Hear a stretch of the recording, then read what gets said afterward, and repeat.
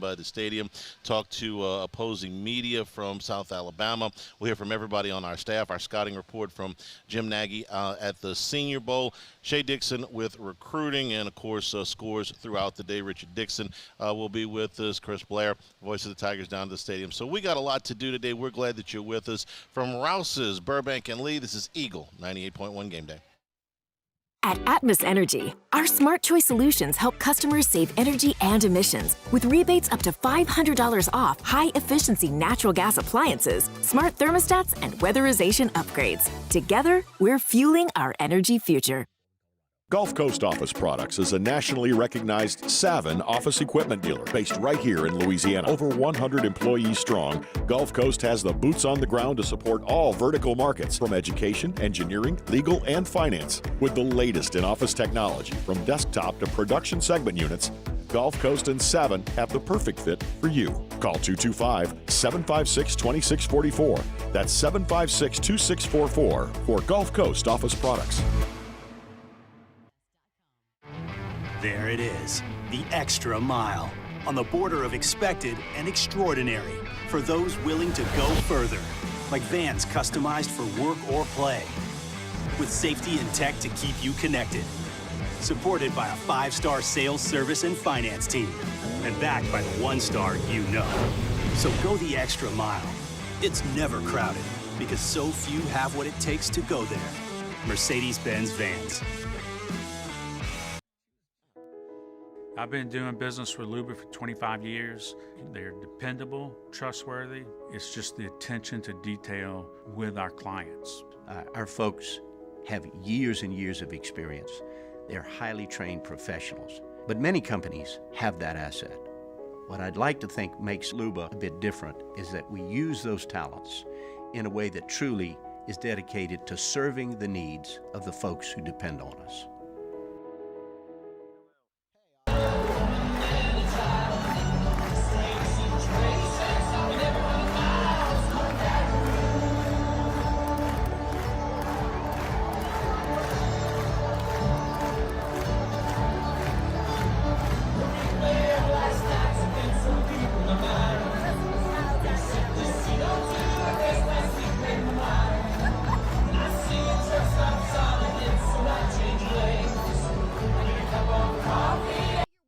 Dylan Cruz here to tell you about Six Rings Baseball and Softball Camp. If you live on the North Shore and play ball, go to Six Rings Camps with former LSU assistant coach Dan Canaveri. His knowledge is second to none, and your child will improve and have fun doing it. Camps were held at Coquille Park and Six Rings Academy in Covington with 4 sessions over the summer. Full day and morning only sessions are available from ages 7 to 13. Go to sixringsbaseball.com or call 985-206-9096.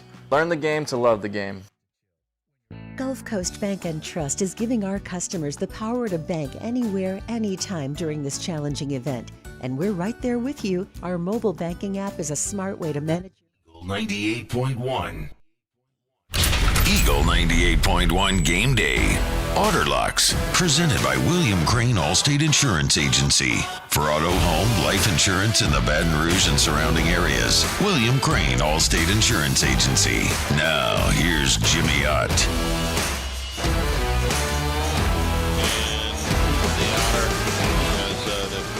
Really terrific slate of early games in college football. Jimmy, good afternoon. How are you?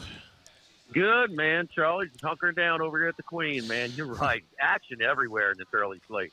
The game that everybody's got their eye on is Ole Miss in Kentucky. 17-13, Ole Miss just took the lead late in the third quarter. They're going to the quarter break now, going to the fourth. Jimmy, the yardstick's pretty equal, but Kentucky's had the ball for most of this game, a better than 2-to-1 time of possession edge. Ole Miss has really hurt themselves with some penalties that have kept Kentucky on the offense on the field. Yeah, Kiffin talked about it going to the locker room at halftime. He said, 3 different times we had him stopped, but we extended drives because of the defensive penalties. 7 penalties in all. It's been a little bit of an issue with Ole Miss this year. And man, that you can play undisciplined football when you rout teams by 35, 40, 50 points. But now they got a little resistance and showed a little lack of maturity here earlier. But Kiffin, who's done a great job, we talk about it. I mean, Ole Miss has never won anything, and he's got them where they got a shot. with limited resources at Ole Miss. And so one of the things that makes him great, though, as a game manager, he never, ever hesitates. And on the 4th and 5, just inside at the Kentucky 48, he throws a slant, and the receiver goes about 30 more yards after the catch for the go-ahead touchdown, 7-13, as we get ready to start the fourth quarter. But, no, they're Ole Miss is definitely in a fight. One thing about that LSU Ole Miss game, it does set up, it's more of a favorable spot for LSU when they come down 2 weeks ago, because they're in a fight today. They're going to be in a fight at South Carolina next week, and then playing LSU coming off of a bye. So Ole Miss is better than LSU this year, but that spot will be advantageous for the Tigers. In the Big 12, Oklahoma State and Kansas State, this is kind of an elimination game, even though both of these teams are ranked. They both have a loss in conference. Kansas State overcame an early deficit, and they are rolling now, just punching it in again. Well, they called him just short, first and goal. Late in the third quarter, they're looking to go up 3 scores on Okie State. Well, yeah, they just, as we speak, touchdown to the tight end on first and goal from 2 yards out. Ollie Garden, who's been a real, it's been puzzling. The nation's leading rusher last year. He comes back for another year. Every offensive lineman, tackle to tackle, returns, and they're just not the same rushing team. He's averaging just over 60 yards a game this year, where he was averaging about, buck 80 last year. He had 60-something yards in the first quarter, but he only has 2 yards since then. Now we have 1:57 to go in the third. Tulane. You and I were watching this game together a little earlier today. Jimmy, they could easily be 4-0. The losses to Kansas State and Oklahoma, they were in those games. They're demolishing a decent South Florida team. In fact, they're beating them at this point, maybe a little bit worse than Miami was beating them at the same point in the game. The Wave, this is a really, really good football team. Don't let the 2-2 record fool you. Tulane's, and that's one of the things why I like that they covered but didn't beat Kansas State. If they hold on to beat Kansas State, they're more like an 8 or 9 point favorite instead of a 4-point favorite. Tulane's good.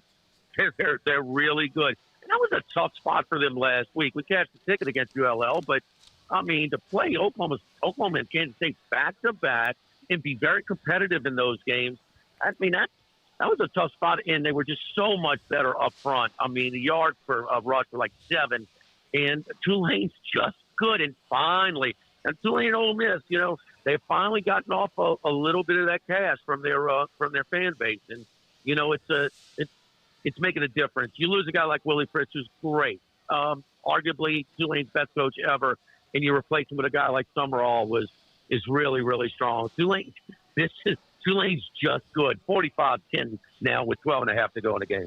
We got 2 really interesting games in the Southeastern Conference in the 2:30 window. Oklahoma makes what I believe is their first trip ever to Jordan-Hare.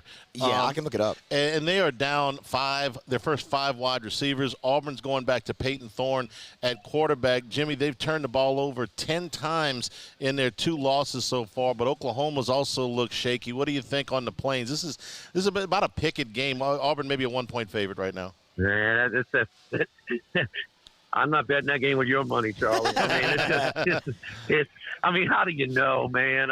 Both teams got quarterbacks, rotating quarterbacks.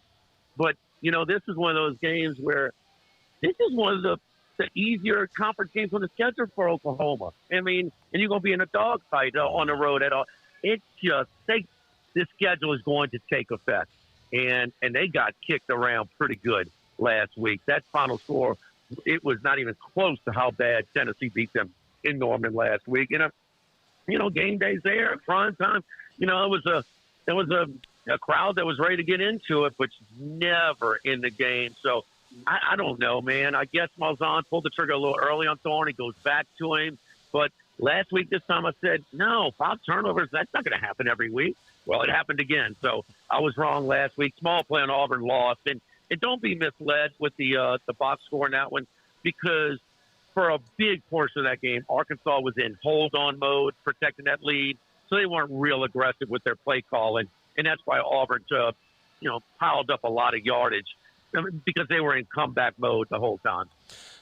A&M and Arkansas and Jerry World, this has been a series that has been lopsided towards A&M. They've won 11 out of 12, but it is always a fight. 6 of those games have been within one score. So, Jimmy, A&M, the quarterbacks have been back and forth. Arkansas's 3-1. You can argue that the game they lost might have been the best game that they played against Oklahoma State. They had over 600 yards of offense that day despite losing. A&M up to a 5.5-point favorite there. Yeah, I'm leaning toward Arkansas a little bit. This is their boogeyman. They have really had some horrible luck in this series. Battle of Old Southwest Conference foes. So they always play in Jerry World. So, Arkansas depends on recruiting Texas so heavily. So it's important for them to play as many as they can there. But, Pittman's saving his job. Some people thought Petrino was coming in. They'd struggle, and they named Pitino the coach. Pitino it's a perfect marriage. Pittman is way more, I don't know, just character-wise and overseeing a program. Some of the decisions, likable, just not as – but Petrino, man, who's better at, designing offenses than him in our lifetime? He is way at the top of the list as far as offensive design. And I just think it's kind of history tells me what it's going to be again. It's going to be a hard-fought game, a close game, and probably A&M will win very close. But, the 5.5 points in what I think is this year and what it's been historically, it's basically a toss-up game between these two teams. So, quick update, Charlie. The Fighting West Reynolds are in again. Indiana now 35-21, and Nebraska just scored to take a 14-3 lead there. So, both of those games now, the favorite is covering. Took Nebraska a while to find the end zone. They didn't punch it until late in the third. All right, the big one tonight in Tuscaloosa, Jimmy, Georgia and Alabama. Georgia's still hanging on as a small favorite here, about one. It's to be if they kick it like that, it'll be the first time Alabama's been a home underdog since LSU played there in 2007. Very evenly placed game here tonight. Who do you like? Yeah, I like the home team. If it was in Georgia, I'd probably take Georgia, but. Kirby Smart, and Georgia's just not quite as good as they've been the last few years. Nobody can maintain that level. That was a special run that they were on. But how many times has Kirby Smart taken an inferior roster and beaten a superior opponent? Ain't many. And I've seen Kalen DeBoer do it. And, man, he's just really, really good on the bench in these big games. Being at home, Alabama definitely has more explosive plays than Georgia this year by a wide margin. Beck misses that safety valve, the comfort blanket in Bowers, and also McConkey, who was a big play guy as well. So I think these are two close teams. I think that both of these teams will be in the playoff when it's done. But Alabama's got a whole serve at home. So with some games later in the year in Baton Rouge and against. I'm drawing a blank. Texas. Texas. Yeah, at Texas. Yeah, so, I just think Alabama's a little bit better. Milroe is an inconsistent passer, but he's so much better this time of year as opposed to a similar situation against Texas last year. Forced him to get benched, and we saw those guys in action. So Milroe is, he'll be able to do some things with his legs. Georgia is thin up front. They're banged up. And our offensive line hasn't gotten great push this year as well. So give me Bama tonight to win outright. All right, Jimmy, who's bringing us auto locks? Our buddy's William Crane Insurance in Zachary, 421-3133. Your homeowners, our homeowners rates are hard to beat at Allstate. Allstate wants to capture the Louisiana market, so they're offering some really special bundle packages where you can do your auto and home and save some money in the process. We're basically at William Crane Allstate Insurance, a concierge service for all of your insurance needs, and we're going to get your information and find the best situation, the best option in the bundle for you. William Crane Allstate Insurance Agency, 421-3133. All right, Football Sunday tomorrow morning at 10 a.m. We'll see you there, and have a great rest of the day. Good luck. Okay, we'll take a break here at Rouse's. Our LeBearish countdown to kickoff, about 4 hours and 45 minutes or so. We'll be back with Gordy Rush. We'll take a look at LSU against South Alabama. Skull Session is next. Eagle 98.1 Game Day.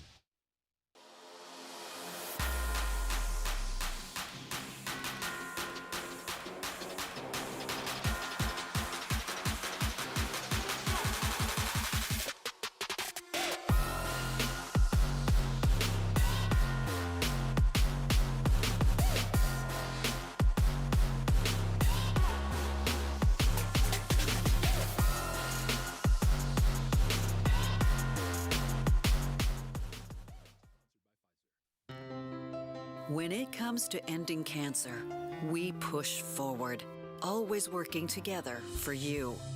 That's why our cancer experts at Ochsner have clinically integrated with MD Anderson Cancer Center. This means advanced cancer care, including access to life-saving clinical trials and integrating care to treat the whole you. Introducing Ochsner MD Anderson Cancer Center. Long live you. Breck teamed up to reimagine your parks, and you imagined big. With your help, we went to work, creating 12 beautiful community parks across the parish. A family-sized water park, miles and miles of trails, and parks just for your dogs.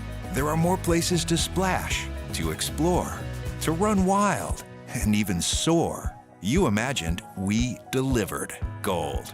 Breck, your #1 park system in the nation. Electricity is all around us, and our families depend on it. Every day is sparked by the power of a cold drink or a warm meal, a movie night, and a comforting light at the end of a dark hallway.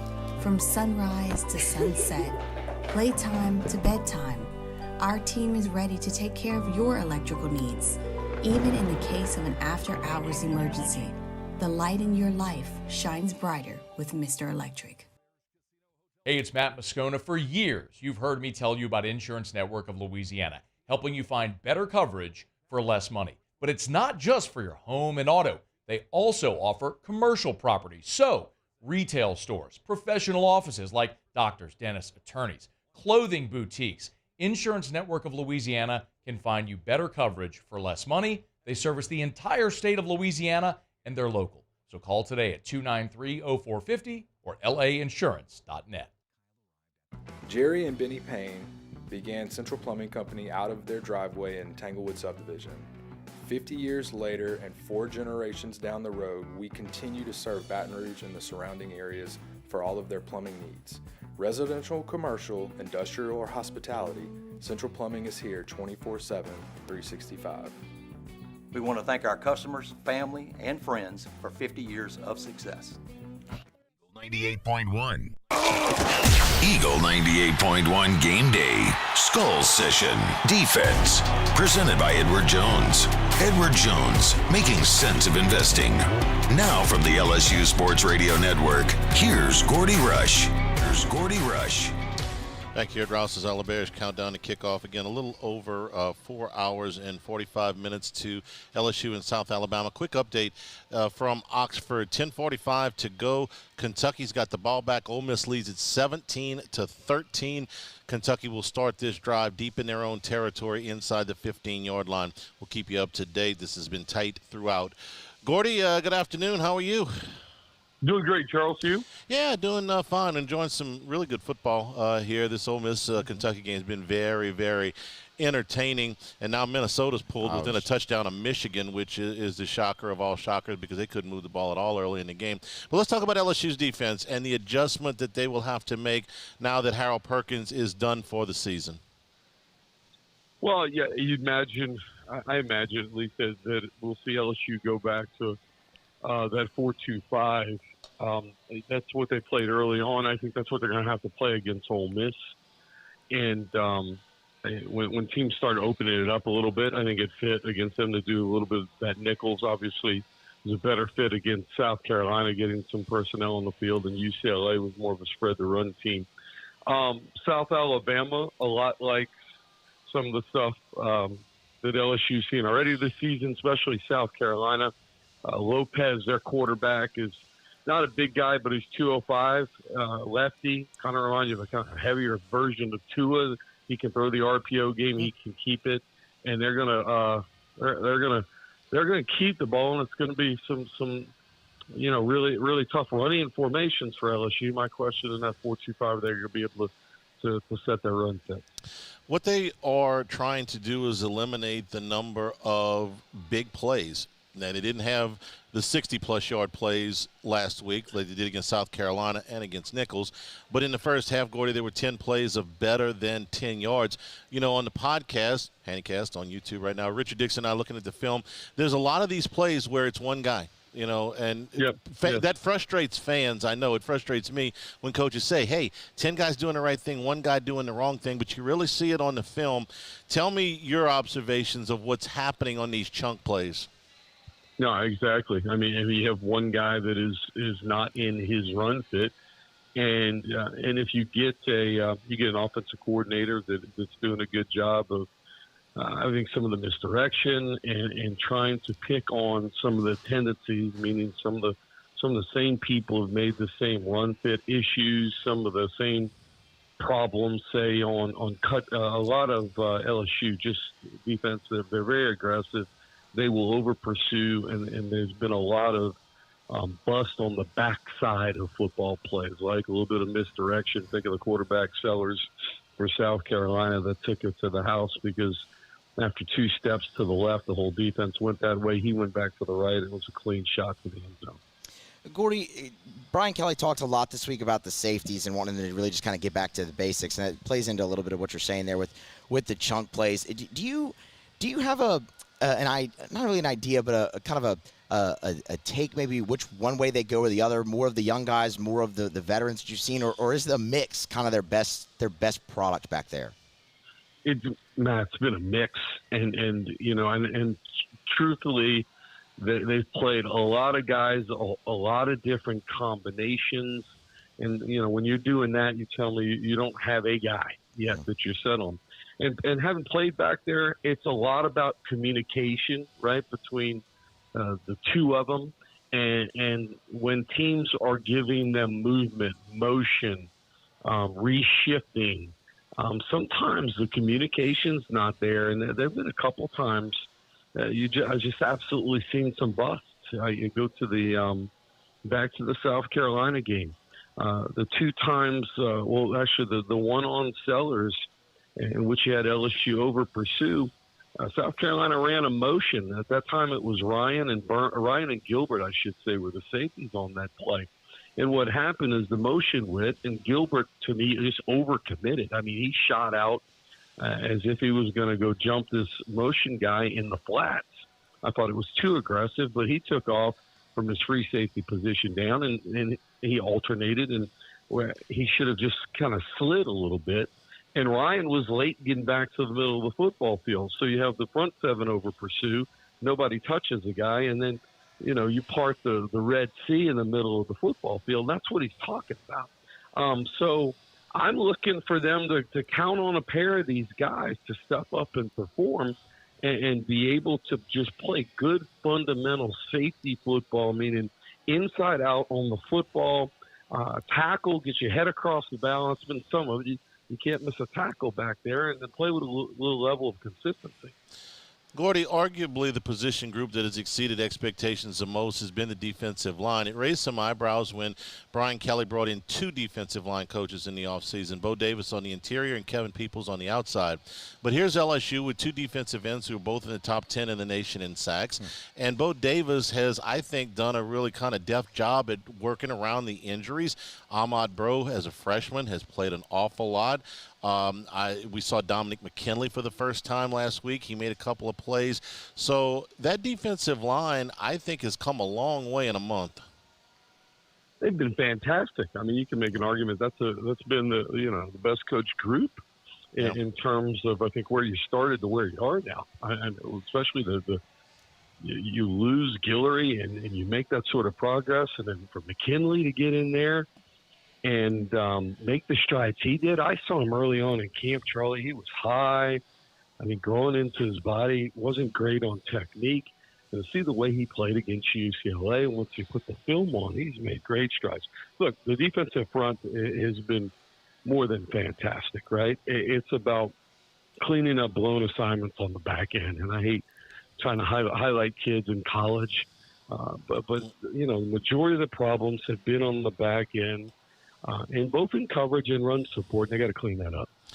We'll take a break here at Rouse's and come back and talk about the other side of the football. Come by Rouse's, Burbank and Lee for all of your tailgating supplies. If you go to your left when you come in, you can go down to the Chop House or to the bakery or to the beer cooler. Wine, spirits, tons of ice. Over on the right side of the store, your normal groceries, all the things you need for tailgating, you can get them over there. Your meats, your paper plates, your paper towels, and things like that for your tailgating needs here at Rouse's, just down the street from LSU. This is Eagle 98.1 Game Day. At Atmos Energy, our smart choice solutions help customers save energy and emissions with rebates up to $500 off high-efficiency natural gas appliances, smart thermostats, and weatherization upgrades. Together, we're fueling our energy future.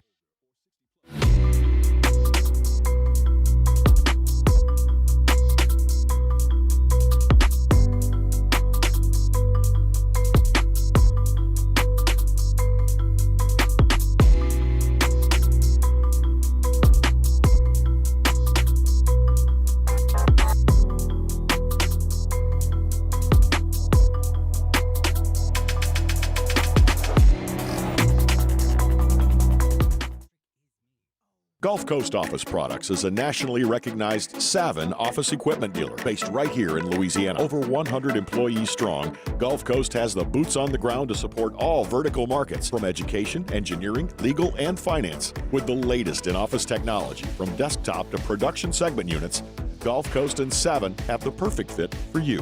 Call 225-756-2644. That's 756-2644 for Gulf Coast Office Products. There it is, the extra mile, on the border of expected and extraordinary, for those willing to go further, like vans customized for work or play, with safety and tech to keep you connected, supported by a 5-star sales, service, and finance team, and backed by the 1-star you know. So go the extra mile. It's never crowded, because so few have what it takes to go there. Mercedes-Benz Vans. I've been doing business with Luba for 25 years. They're dependable, trustworthy. It's just the attention to detail with our clients. Our folks have years and years of experience. They're highly trained professionals. But many companies have that asset. What I'd like to think makes Luba a bit different is that we use those talents in a way that truly is dedicated to serving the needs of the folks who depend on us.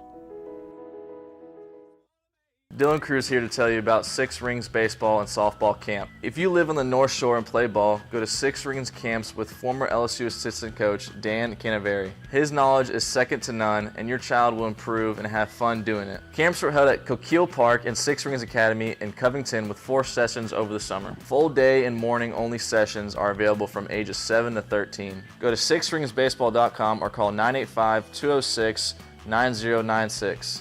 Learn the game to love the game.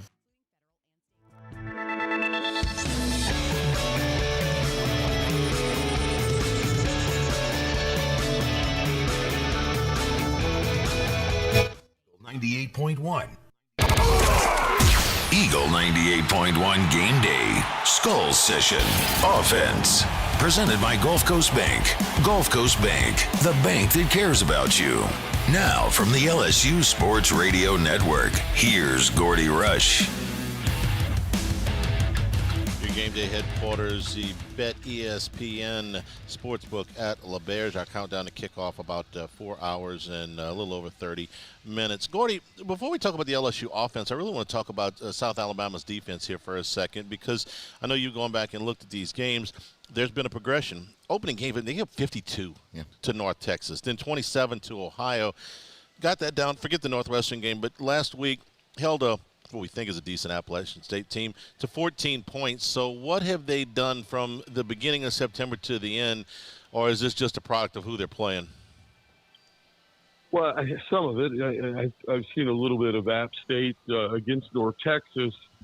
They gave them 14 points. Actually, the punter kicked the ball off the Shields' rear end, and that went to 7. And then the next series, 2 defensive backs decided to both blow the assignment, and North Texas had a gimme touchdown right down the middle of the field. Look, they run a multiple front. They'll run a little bit of 4-man, a little bit of 3-man. They like to bring pressure, and they did a great job of getting after App State. They were able to get to the quarterback. They were able to put a whole lot of pressure on the Mountaineers quarterback. Look, I think that's what they're going to do tonight. I mean, everybody has looked up. Everybody that's played LSU, whether they have been leaning the attack side or not, they have gotten after LSU because, one, I don't want LSU with that offensive line to lean on me and just run the football. And number two, I really still feel that way until LSU proves otherwise. There's no receiver on that football field that consistently is going to run by me in man coverage. And if that's the case, then I'm going to step up and I can get a little bit more aggressive than really what you should against a guy like Nussmeier, who has an NFL arm that can stretch the field. Gordy, Major Applewhite, it seems like he's not that much younger than me, but it seems like he's been a part of our football life forever. Everybody he's played for or coached for has been at least on the periphery with LSU, whether he's playing at Texas or, of course, Catholic High, at Alabama, at Texas, at Houston, and now at South Alabama. How would you describe – I know you're very familiar with him. I know you know him. Yeah. How would you describe his coaching journey? He's 46 years old. It feels like Major Applewhite. I've been watching him play or coach forever. How would you kind of describe his journey?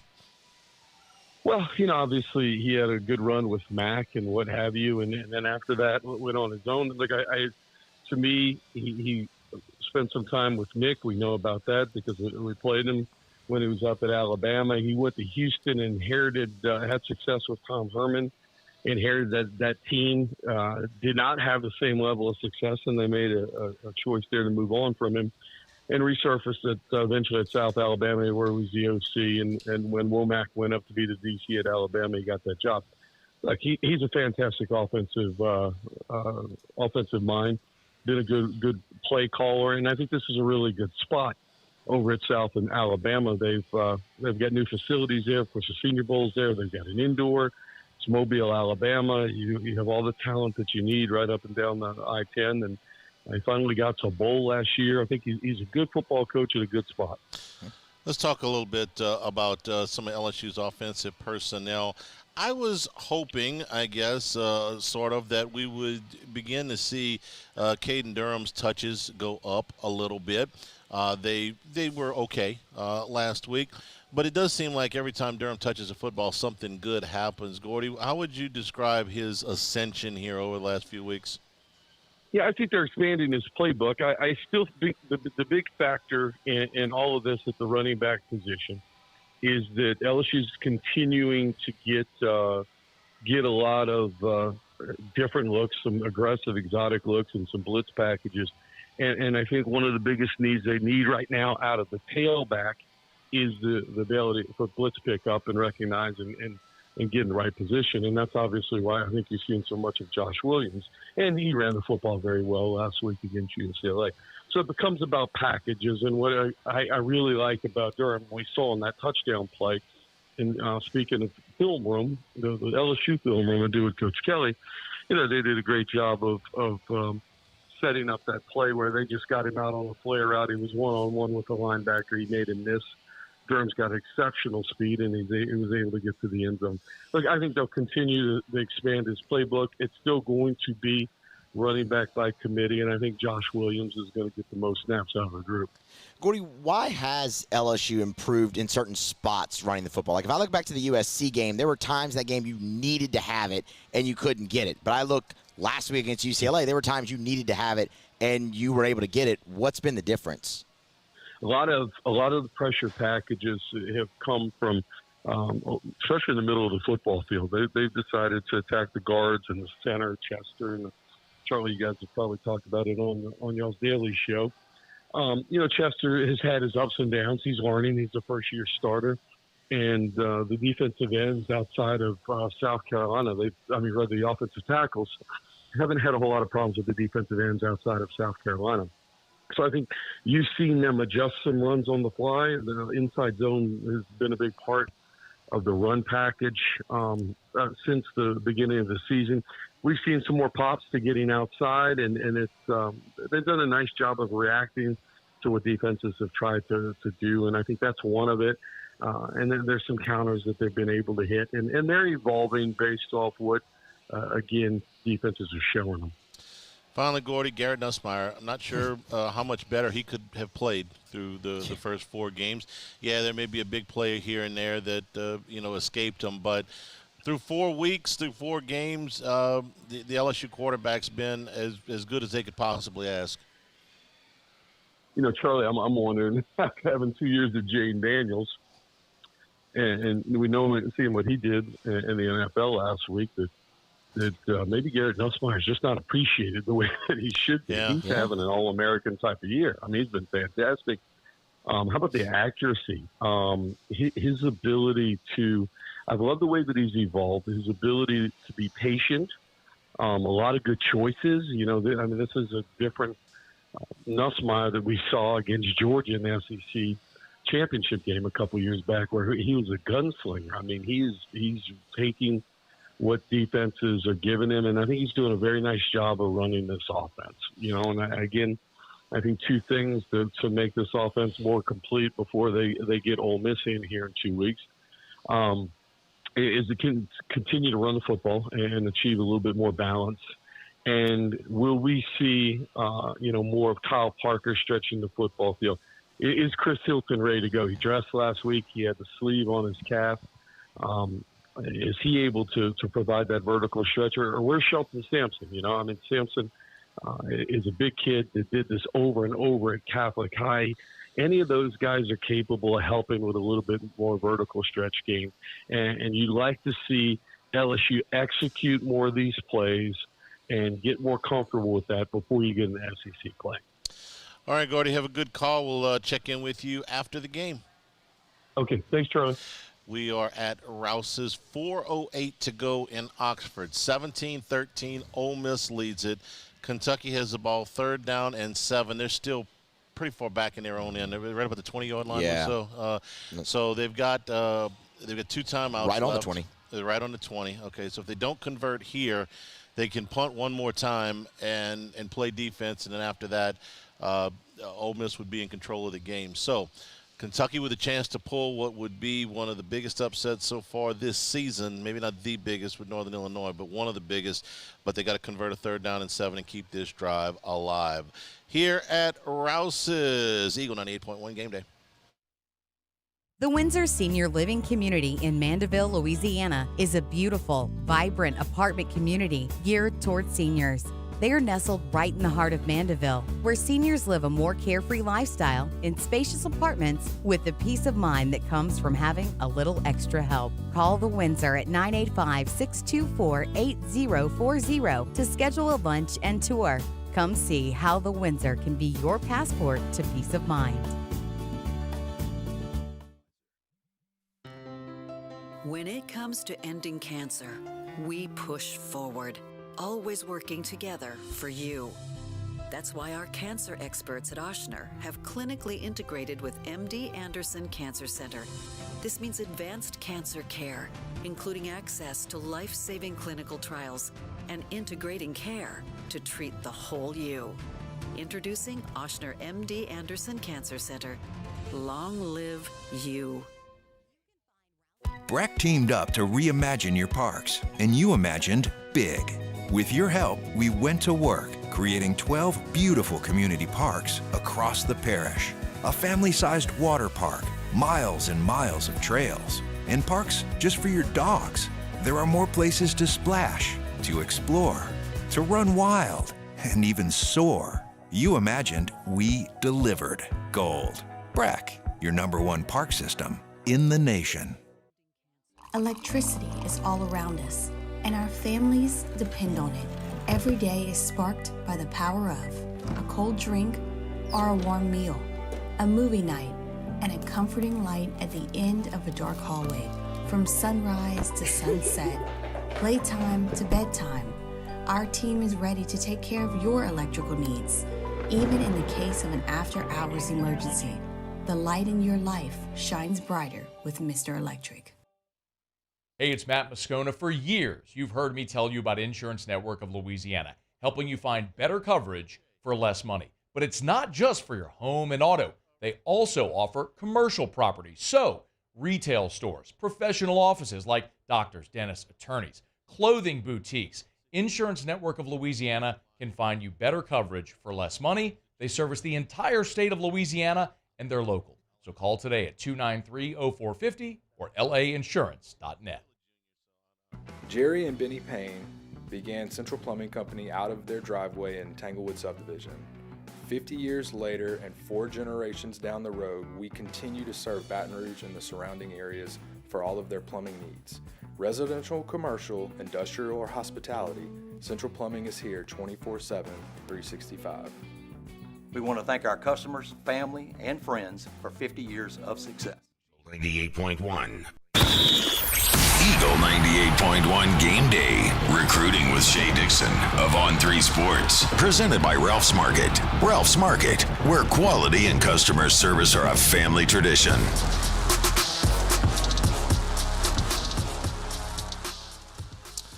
Well, Kentucky decided that if they gave the ball back to Ole Miss, they might not get it back. So on 4th down and 7 from their own 20-yard line with a little under 4 minutes to go, they uncrank a 63-yard completion. They are now inside the 5-yard line playing first and goal, trailing Ole Miss 17-13. The clock is exactly at 3 minutes. Vandergriff, I take back everything I said about you. That was a monster throw. So we'll keep you up to date on what's going on with Kentucky and Ole Miss. This has been a very, very entertaining game. Let's bring in Shay Dixon from On3. Shay, good afternoon. How are you? I'm doing well. We can just sit here and watch this game. I have that as well. I have similar thoughts, but you know, we do have some work to get to. Hey, I saw your tweet earlier today that Joe Sloan has extended the first offer to a quarterback in the 2027 class, and that's Dunham's Elijah Haven. And he's the number 1 quarterback in that class.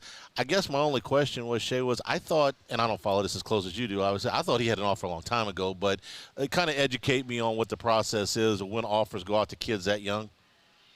Yeah, I mean, look, when you're talking about that 2027 class, Elijah Haven at Dunham is now a sophomore, but not many kids around the country are starting as freshmen in high school at quarterback. He was, and a handful of others that LSU is after and is after. But it was one of those things, I think, where you kind of wanted to watch a little bit into a sophomore year for him and everybody, and then go from there. And they gave it Sloan. Went out and saw Haven last week, and they've seen him play plenty, but made him the offer, and obviously not a surprising one. Being here in Baton Rouge, he's going to stack up a ton of offers nationally. But early on is the number 1 ranked quarterback, but not long but not long after that. And probably the next phone call he made was to Trey Taylor, a quarterback up in Illinois at Carmel Catholic, kind of outside the Chicago area. And he had camped this summer. He's been high on Sloan's radar. He got an offer.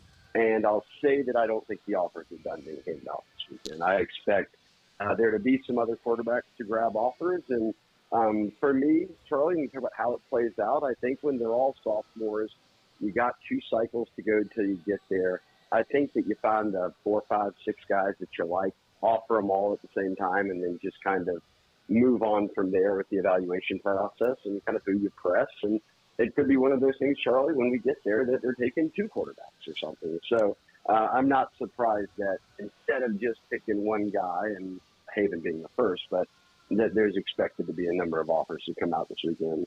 I don't ask you a lot of questions about, kids that age on this segment. We're more, into the current class or maybe the one that's next year. But it's been a minute since there has been a quarterback in Baton Rouge quite this highly thought of, and so that's why I brought it up. I also understand that he's got a very nice seat at the Alabama-Georgia game this afternoon, tonight. Is that correct? Well, I won't be surprised if Alabama offers as well this weekend when he's up there. So, yes, he does have a nice – I bet they've got him front row for that one. Yeah. Hey, I don't blame him. I'll take a ticket if they've got one. Yeah. Sure. Well, it's the former president's going to be there today. Yes. Security's tight, but for him, they've got a ticket. Kentucky's punched it in. In fact, they fumbled the ball into the end zone and recovered it. So with 2:25 to go, Kentucky's got a 3-point lead over Ole Miss, 20-17. 2:25 to go. Kentucky will kick it back to Jackson Dart and the Rebels. All right, Shay, let's take a look at what today's visitor list looked like. Some of the highlights of today's game. Yeah, not a huge visitor list. In large part, they'll be on bye, and then they'll play Ole Miss next week, 2 weeks from now. That's obviously going to be a massive game for visitors. And they had a ton in this past weekend, a week ago for UCLA. Jakeem Stewart, Lamar Brown, all these kids who are ranked in the top 10 for next year. But today they've got a lot of their commits are back in town. I will note J.D. LaFleur, their tight end commit out of Sulphur. Kind of a unique day for him. His dad gets to be guest captain, one of the 3 guest captains with A.J. Dewey and Trenton Holiday. But dad being guest captain and him being on the sidelines committed is a nice legacy story going on for them. But then I look again into they've got 26 commits. They have a number 3 class. They want to finish with 25 to 30 commits. So a lot of focus is, hey, let's turn the page to next year. And I mentioned some of those young guys that were in a week ago. Now they've got Bryson Martinez out of East Ascension, offensive tackle on campus today. He's a top 10 offensive tackle in the country. They've got Don McKinley's brother back on campus. He's a 4-star that's got offers from the who's who of SEC teams as a D lineman. And then even into that 2027 class, the one with those quarterbacks we were talking about, Ethan Feaster, out of Texas, is the number 1 wide receiver in the country. It's early, much like with Haven being number 1 quarterback, but he's back in town today for this game. So kind of a scattering of different classes here for not the most marquee of games, obviously, but a good chance for them to work on the future, I think. Thank you for giving me an opportunity to talk about A.J. Dewey here for just a second, because that's one from my childhood. When I tell you I watched A.J. Dewey, I didn't watch A.J. Dewey so much as I listened to A.J. Dewey, because when A.J. Dewey was playing, and I was probably 9 years old or so, most of LSU's games I had to listen to on the radio because they weren't on TV. So I probably heard John Ferguson say A.J. Dewey's name I don't know how many times a game. That's what I remember. One of my favorites, and a terrific player in the NFL for the Dolphins as well. Looking forward to having him back on campus today. Shay, next week LSU is off, as you mentioned, so give me kind of an itinerary of what the Tiger staff plans to do with the off week. Where are some of the places that they figure to be? Yeah, very much an itinerary. I think Monday they head out, and every coach will be on the road the entire week. So they'll go see all their commitments, top to bottom. See a number of guys play next weekend on Friday night since they've got the weekend off, and then get back in town and they'll hit some uncommitted guys. We'll hit some guys for next year, stopping into schools, meeting with coaches, all of that. But then also next weekend, which they haven't done a ton of, but they've stacked up a bunch of the commitments to come in for the bye week for official visits. And we've seen this strategy from Frank Wilson plenty of. Save your Louisiana visits until signing day, or not this summer, later in the process. So I would guess, I think 6, 7, 8 guys will be in next weekend from the commitment list. But one notable out-of-state guy that Blake Baker put from South Carolina, Jaden Breaker, is a linebacker, and once again a good eval by Blake Baker on a guy who was not highly ranked and suddenly is a 4-star. And what do you know? He plays a couple games, and in-state Georgia offers, and a week later Bama offers, and now I think LSU's going to have to hold on here. But he'll be in for his official visit as well. So no rest for the weary here. What do you do during a bye week? I guess you self-scout, and you get on the road and recruit, and then you get back home and host probably close to double-digit official visitors and their families. I watch football, Shay. There you go. On the off week. Well, yeah. I just don't do shows around it. I watch it. And actually, we do the Sunday show anyway. That's true. So it's not a complete weekend off. What's coming up after the game on 3? Yeah, plenty of catching up with all these recruits, kind of who were here, what they thought of the game, and kind of how this next week looks with coaches going to visit guys. But I will say, Charlie, real quickly, that Emily, my wife, is runs L Club now, so deals with all the former players, and they help put together the guest captains and all of that. And she said that of all the guest captains so far and everything they've lined up for the year, that the amount of people who were like, oh, A.J. Dewey, and then would tell those types of stories, she said, was through the roof. So I imagine for your generation, he indeed was one of the most memorable ones. Yeah, he was a great, and I know I had a chance to visit with her when we were out in Las Vegas, and I know that she has big plans for the 100-year anniversary of Tiger State. Of course, going on all year, but for the Ole Miss game. So we'll be able to talk about that the next time we visit on the pregame for Ole Miss in a couple of weeks, Shay. Well, I'll tune in now, and you can take me on. I'm going to turn the TV off, and I'll listen to the rest of the game to see if it's an undefeated Ole Miss or one that's carrying a loss. Well, right now, Kentucky still got the lead. Ole Miss has got the football, and it's getting late early over in Oxford. Shay, we appreciate it. We'll talk to you in a couple of weeks. Yep, sounds good, Charlie. 3rd down and 11. From their own 24-yard line for Ole Miss. Minute 57. They're coming out of the 2-minute warning. Dart's pass is complete or not? They ruled it They're going to give it. They're going to give him that catch. Okay, that's a first down, just past the 35-yard line. That was very close. We're going to take a look at this again here before we go to break, and that is I don't know. I don't know. They're going to look at this one. They'll probably still be looking at this one when we come back from the break. When we do that, full scoreboard. How convenient here. At Rouse's, Eagle 98.1 Game Day. It's no secret. The best oysters in Baton Rouge are at Jolie Pearl Oyster Bar. Enjoy mouth-watering South Louisiana flavor and oysters from all over the country. And don't forget our nightly drink specials.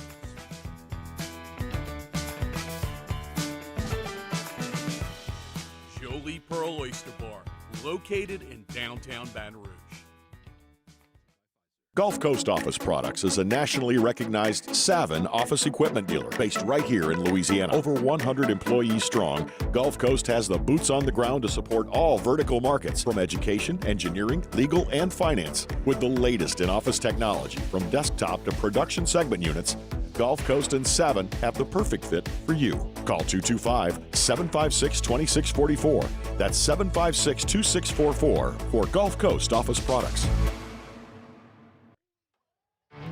There it is, the extra mile, on the border of expected and extraordinary, for those willing to go further, like vans customized for work or play, with safety and tech to keep you connected, supported by a 5-star sales, service, and finance team, and backed by the 1-star you know. So go the extra mile. It's never crowded, because so few have what it takes to go there. Mercedes-Benz Vans. I've been doing business with Luba for 25 years. They're dependable, trustworthy. It's just the attention to detail with our clients. Our folks have years and years of experience. They're highly trained professionals. But many companies have that asset.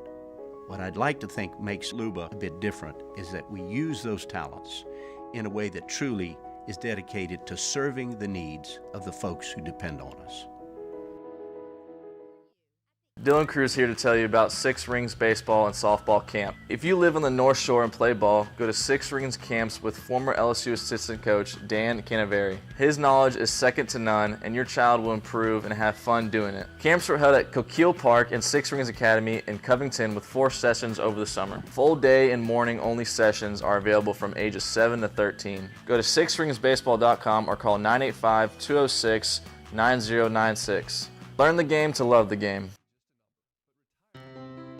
When it comes to ending cancer, we push forward, always working together for you.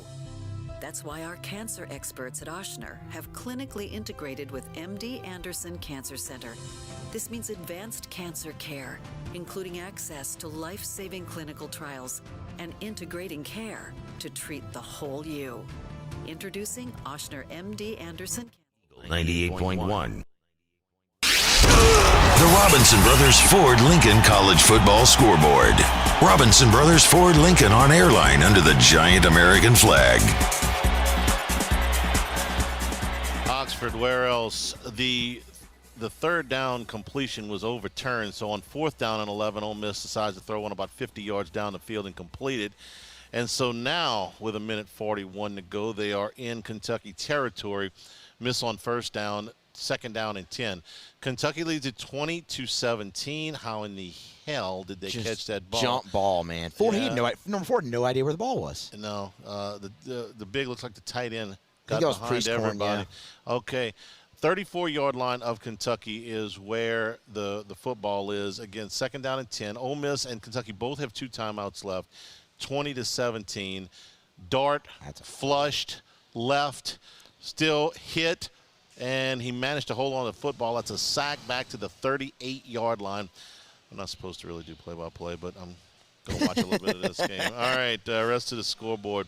Michigan hanging on here. 27-24, 1:40 to go. Minnesota's going to get the ball. No, Minnesota's got to kick off, excuse me.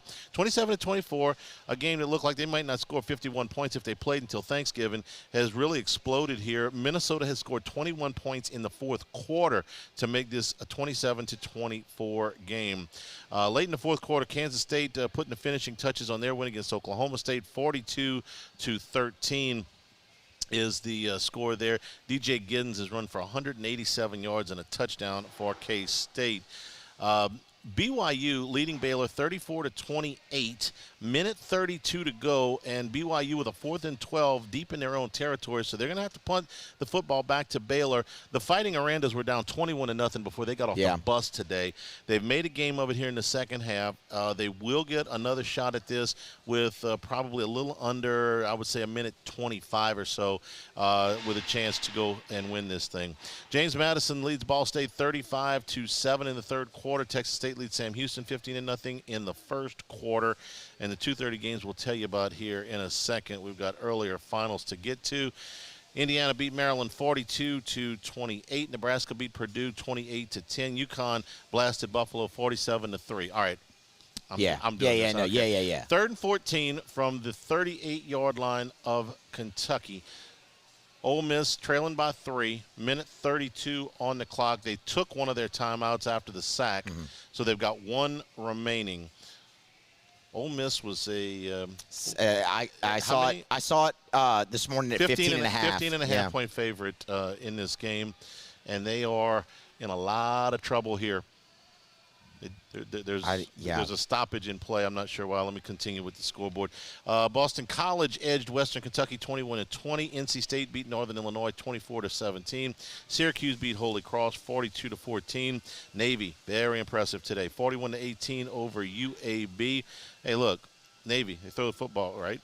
Not often. Now they do. Now they do. Blake Horvath, 225 yards and 2 touchdowns through the air. Ole Miss is going to get a free play out of this. Jumped off sides, and he's not going to be able to even get the football off. Well, look at this. There's a fumble. It's recovered by Kentucky, but that's not going to count. They're going to do all that over again. Tulane beat South Florida 45-10. Darian Mensah threw for 326 yards and 3 touchdowns. Mekhi Hughes ran for a couple of scores for the Wave. They led this one 31-7 at halftime and coasted home from there. So the flag will make it a fourth and third. Third and 6. No, 3rd and 9. 3rd and 9. 3rd and 9. Right, it was back to 14. It's got to be the most disjointed scoreboard we've ever done. Certainly this year, but this is too compelling for us not to keep you up to date. If you're driving in, going, tell me what's going on in the Ole Miss game. I could care less what happened with Boston College. So that's what we're doing. Yeah. All right. The Fighting Bill O'Briens. 3rd and 9, 1:22 to go. They are on the 33-yard line, I believe. 33-yard line. 31. 31. No. 33. 33-yard line 33, of Kentucky. yes. Jackson Dart, clock is moving. He's got time this time. Going to swing it out in the flat. Kentucky's got to make a tackle. They do. Well short of the first down, about 8 yards shy of the first down. So maybe a yard there. Now they're on the 31. Now they're on the a yard, maybe 2. Inside of a minute. Clock rolling. He's here's not. 4th and 7, they're going to call it officially. 4th and 7, and they're going to call timeout. Kentucky called timeout. Kentucky's calling time. Well, have the right defense on the field. Okay, 2:30 window. Games getting ready to get started. Georgia Southern, Georgia State, Western Michigan, Marshall, Akron, and Ohio. Wisconsin at number 13, USC. Number 21, Oklahoma is at Auburn. Oklahoma down 5 wide receivers. Peyton Thorne will be back at quarterback for Auburn today. Arkansas is taking on number 24, Texas A&M. That is in Arlington. UL Lafayette at Wake Forest. Colorado is at Central Florida, coming a week off of their Hail Mary performance. Okay, so the field goal is going to be from 48 yards, about 48 yards in Kentucky. Sounds right. Will have one timeout if he makes it. If he misses it, Kentucky will be able to kneel out the clock. 48-yard attempt from the right hash. Snap, ball is down, the kick is up, and it is way left. That wasn't close. Way left. That was not even close. Kentucky is going to pull the upset here, 20-17. They will be able to kneel this out. Ole Miss only has one timeout left, and Kentucky pulls one of the biggest upsets of the 2024 season here. And the Surrender Cobras are all over the Ole Miss section. I love a good Surrender Cobra. Good Surrender Cobra. Let's see. We're going to take a look. He missed this badly. The snap was fine. The hold was fine. No, he just hooked it. He just hooked it. And Kansas State is gone final. How about that? Where was I?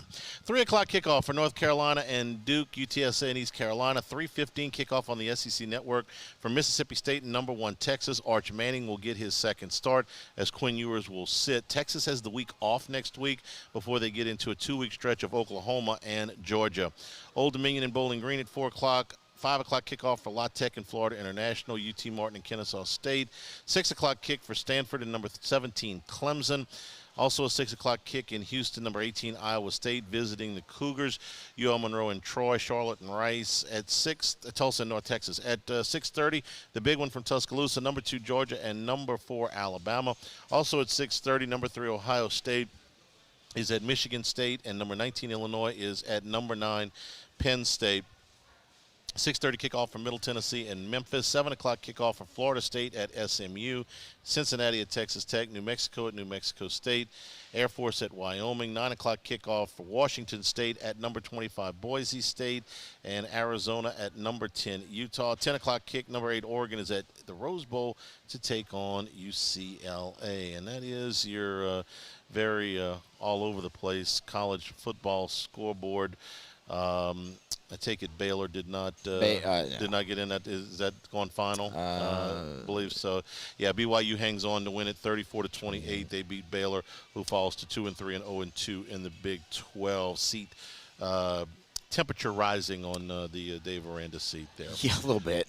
We'll take a break here at Rouse's. Your game day headquarters for tailgating is here at Rouse's. And if you're watching the games, the Bet ESPN studio sportsbook at LaBerge. Our countdown to kickoff just a touch over 4 hours. This is Eagle 98.1 Game Day.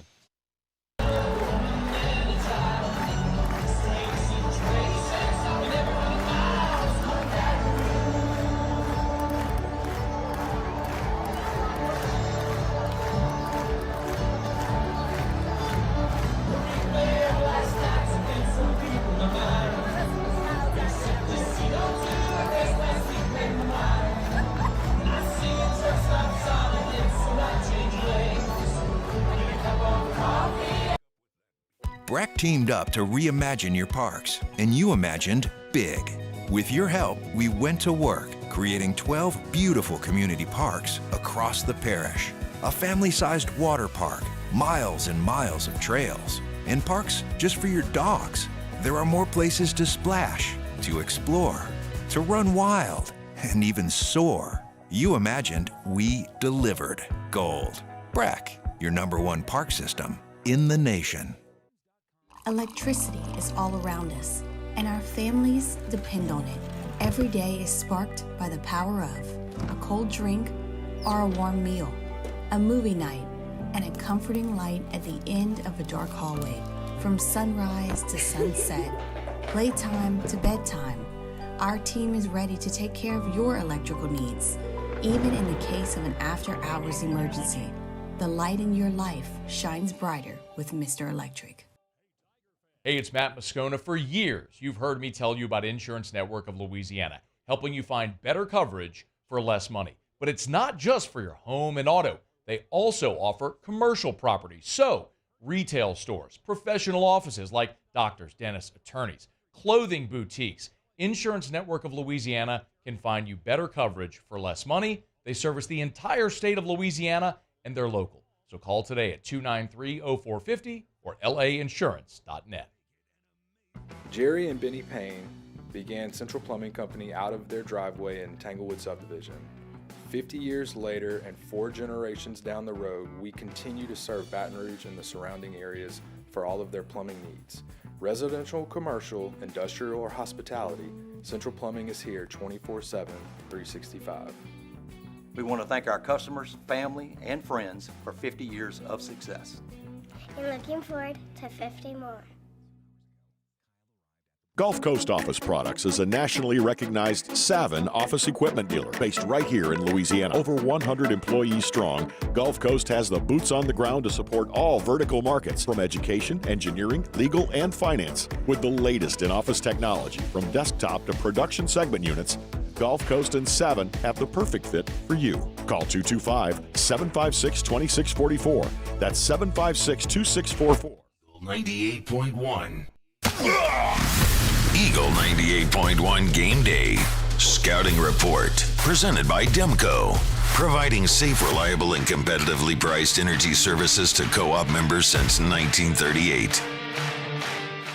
Back here, Eagle 98.1 Game Day, live from the Rouses on Burbank and Lee. Saturday night in Death Valley, LSU and South Alabama under the lights. Tigers looking for win number 4 in the 2024 campaign. A very game Jaguar squad coming in to Death Valley. Time to get a closer look at South Alabama. And hey, let's go to Mobile this time. Our guy Jim Nagy from the Senior Bowl, looking at the team right in his own backyard, South Alabama. Jim, how are you? Doing great. Yeah, big night for one of Baton Rouge's own boys there, Major Applewhite, coming back. This should be a fun one. There's a lot of fun connections. Major Applewhite, it's the first meeting ever between LSU and South Alabama. It's an intriguing game and a team that, as Major Applewhite said earlier this week, is playing with a lot more confidence. Jim, every conversation that we've had about South Alabama this week has started on offense, so let's start there, shall we? And we'll start at the quarterback position.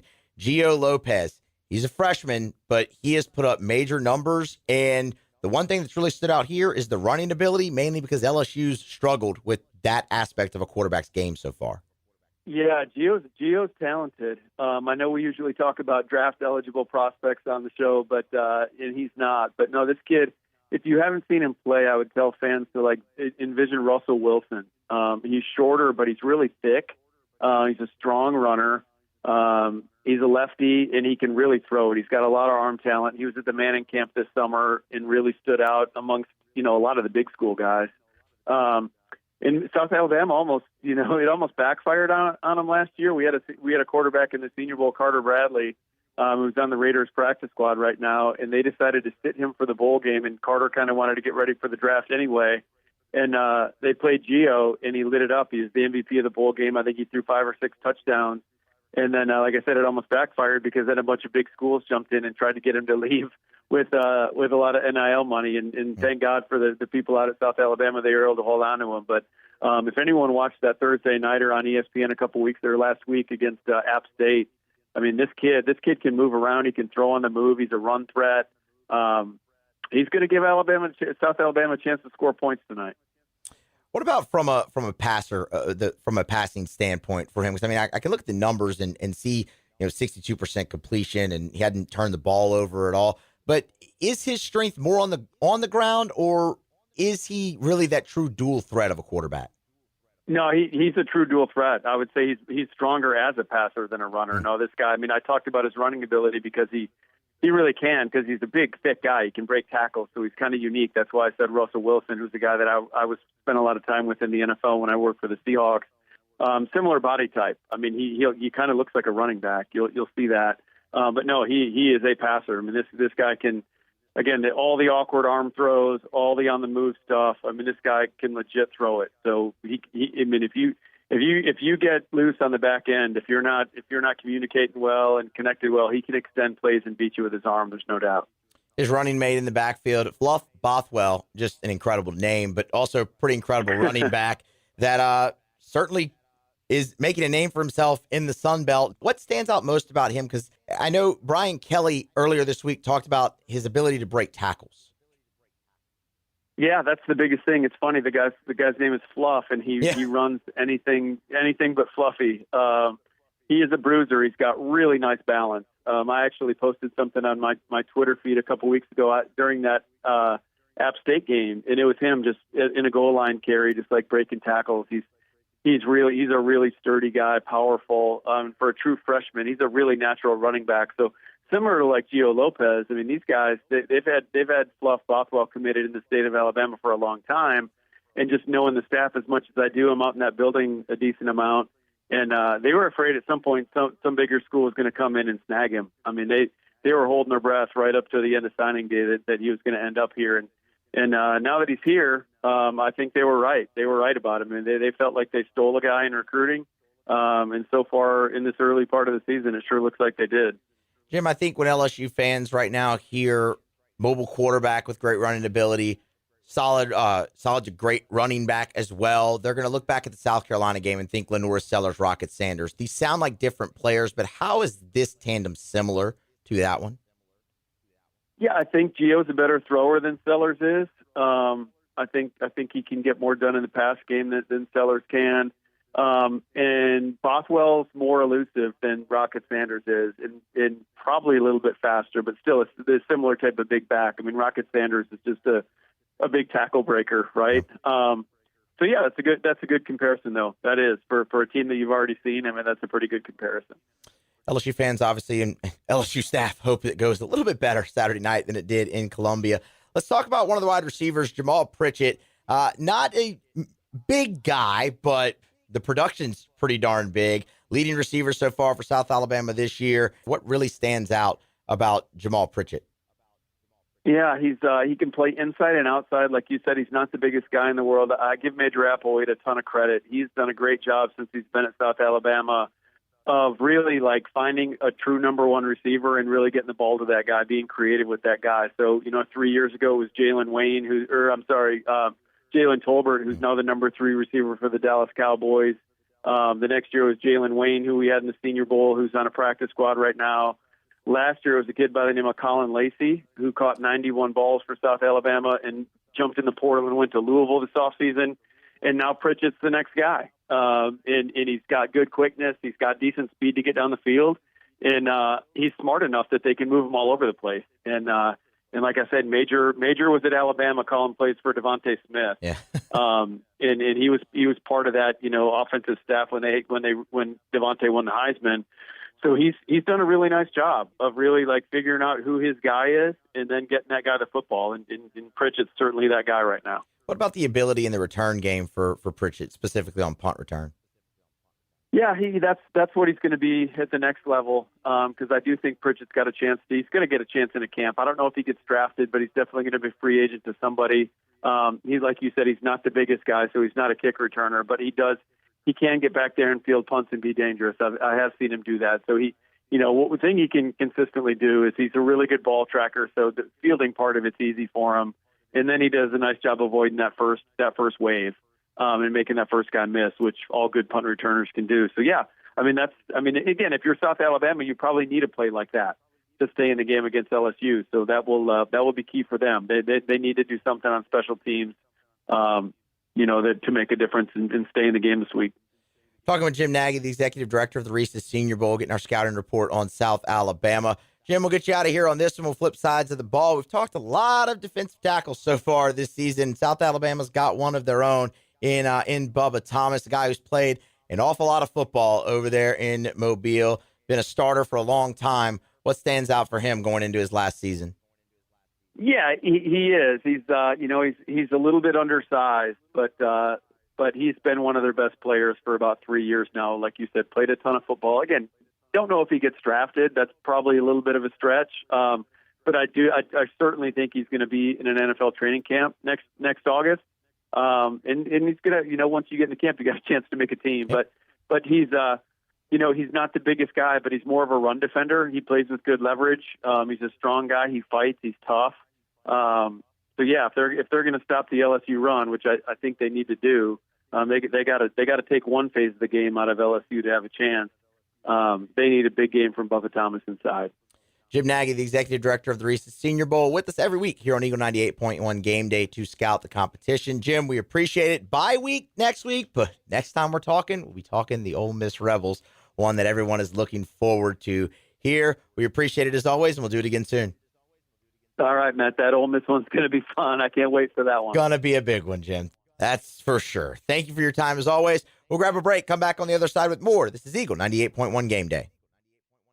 At Atmos Energy, our smart choice solutions help customers save energy and emissions with rebates up to $500 off high-efficiency natural gas appliances, smart thermostats, and weatherization upgrades. Together, we're fueling our energy future.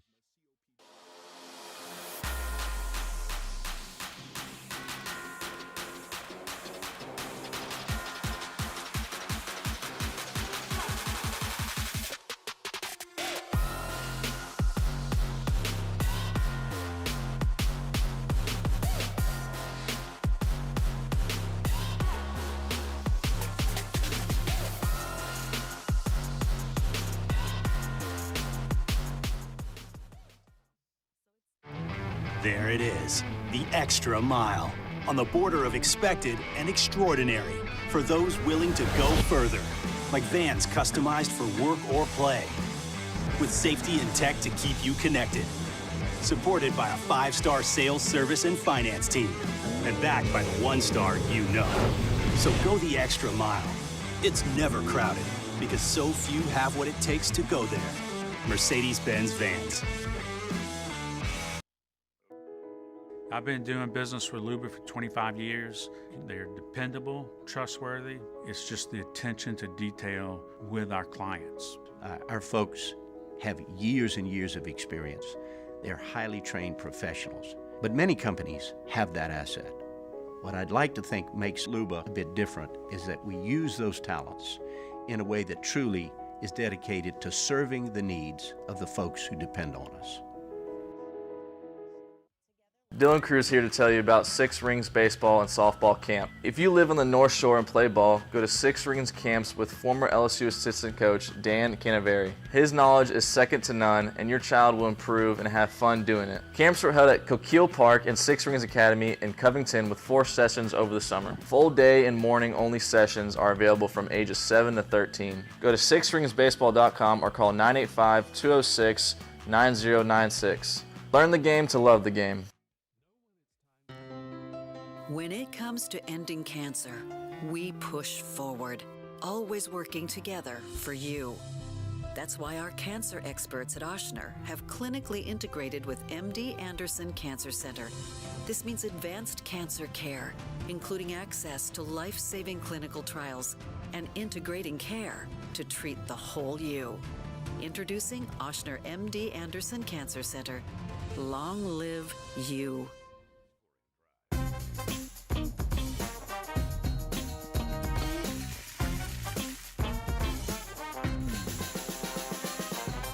The best kept secret in town is 98.1. Eagle 98.1 Game Day. After Further Review on Game Day. After Further Review is heard weekday afternoons at 3 on 104.5 ESPN Baton Rouge. Now from AFR, here's Matt Moscona. Game Day headquarters, the ESPN Bet Sportsbook at La Berge. Our countdown to kickoff, a little over 3 hours and 40 minutes. We bring in Matt Moscona. Matt, good afternoon. How are you? Hey, guys. Doing great. Thanks. What do you make of Ole Miss losing to Kentucky? That's going to be the talk of the college football world, at least until Alabama and Georgia kick off. I think Ole Miss's trip to Baton Rouge in 2 weeks looks less daunting now. I'm not saying that LSU is just going to roll it out there and win the game, but obviously you saw what happened when Ole Miss faced an SEC team on their home field, come to Baton Rouge when it's full throat and loud, and maybe LSU could play their best game. I also think clearly Georgia's close call at Kentucky wasn't quite the eyesore many people made it out to be. Kentucky's pretty good at the line of scrimmage. Well, if we're going to do transitive property, then let's do South Carolina's win against Kentucky. Yep. And Ole Miss, by the way, LSU has the week off next week. Ole Miss doesn't. They go to Columbia. So, you know, they got to play that game. That ain't no sure thing either, especially if Lenore Sanders is back. Yeah, that's true.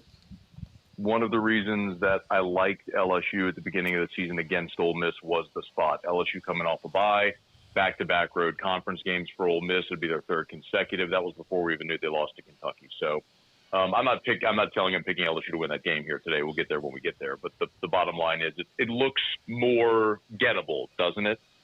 Yes, and it also looks like kind of a season shaper. You know, if both of those teams are going in there undefeated, the losers still got – now the loser's in a bind as far as the college football playoff goes. It's not impossible, but you really put yourself behind the 8 ball at that point. So I don't think anybody expected that they would lose Ole Miss would lose to Kentucky.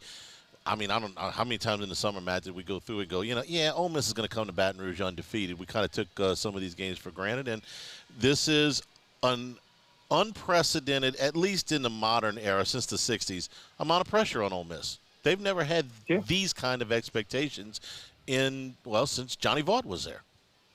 I mean, the only thing close would be 2003, Eli's senior year. Yeah. I'd leave it. And you might tell me better, Hannah, you may remember it better as you were covering those teams. I was a senior at LSU, but that was an Ole Miss team that had a lot of expectation and had a lot of talent. I don't know if it was quite like this, but it was close. They had a ton of expectations, but they were never ranked this high, I guess. They were never number 6 in the country that I remember.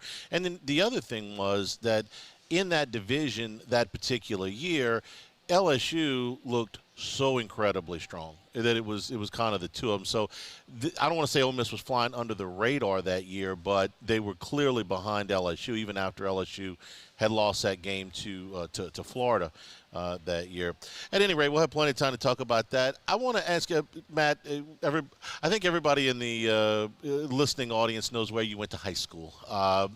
You've mentioned it a few times on the program.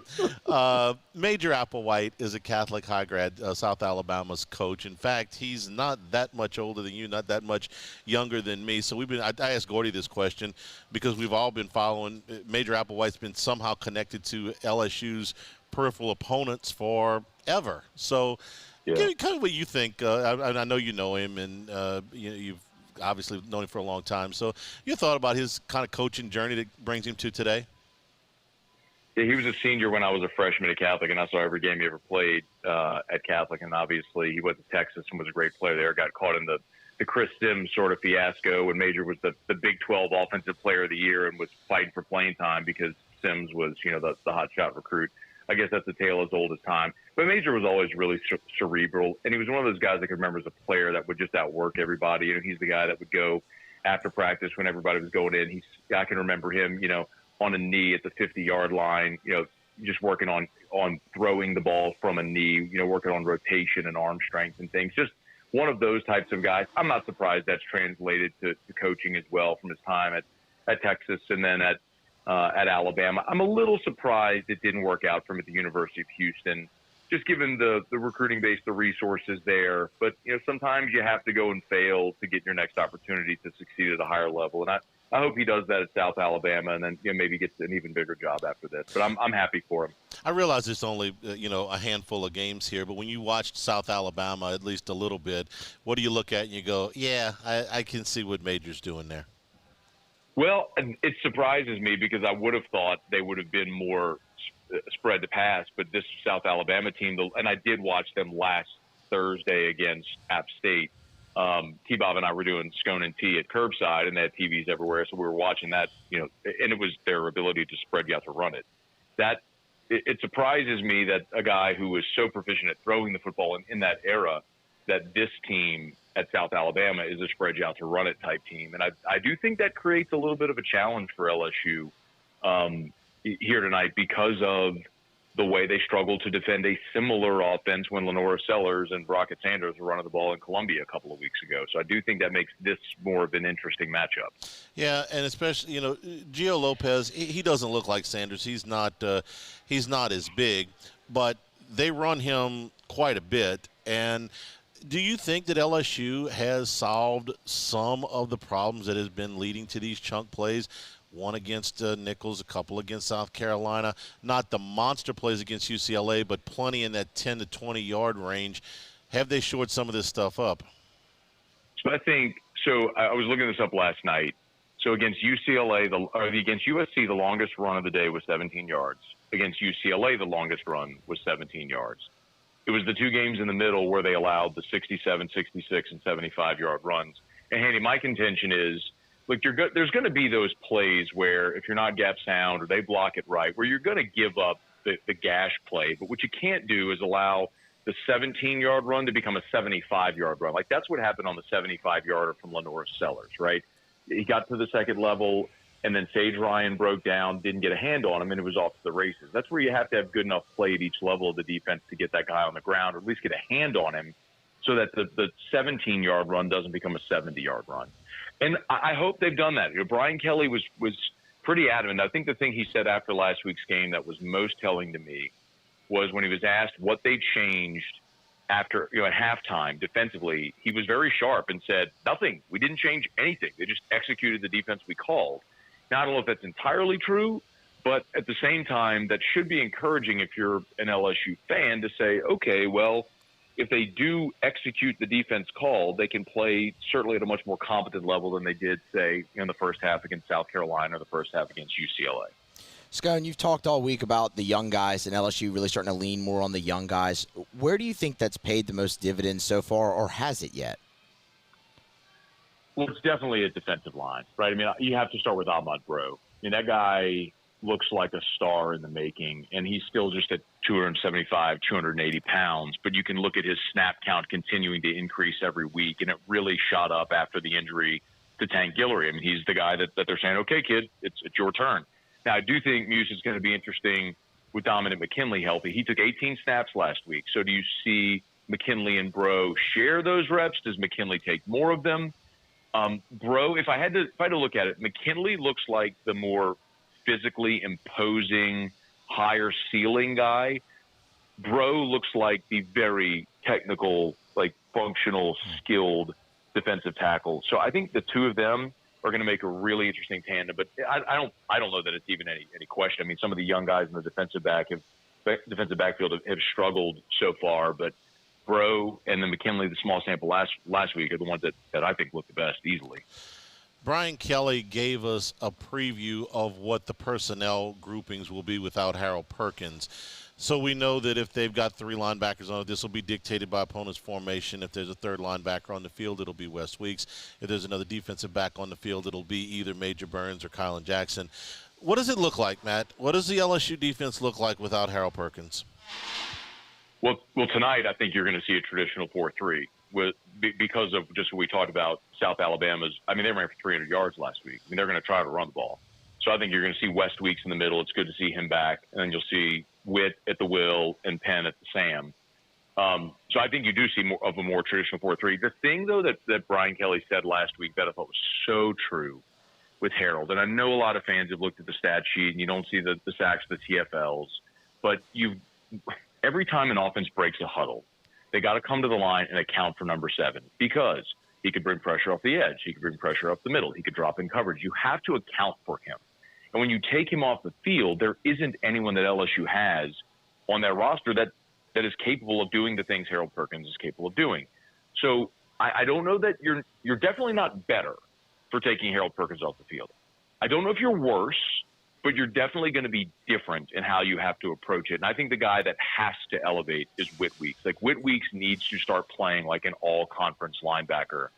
Like, he needs to he's been great. And Brian Kelly said it, like, they can't afford to platoon him. He's got to be on the field every snap, and he has been. But he's got to start playing like an all-conference linebacker every time out. This defense just needs him to do that, to fill that void with Harold out. You know, we were watching a play on the podcast, Richard Dixon and I, on the Handycast, and there's There's a play where there's a motion for UCLA across the formation. Weeks is going with the motion, and he stops right in the middle of the field, and he ends up blitzing right through the A-gap, and he almost got there. Problem was that the back that he was following never got picked up. Now, was that supposed to be the safety flying onto that side? Was it supposed to be Perkins who was on the edge?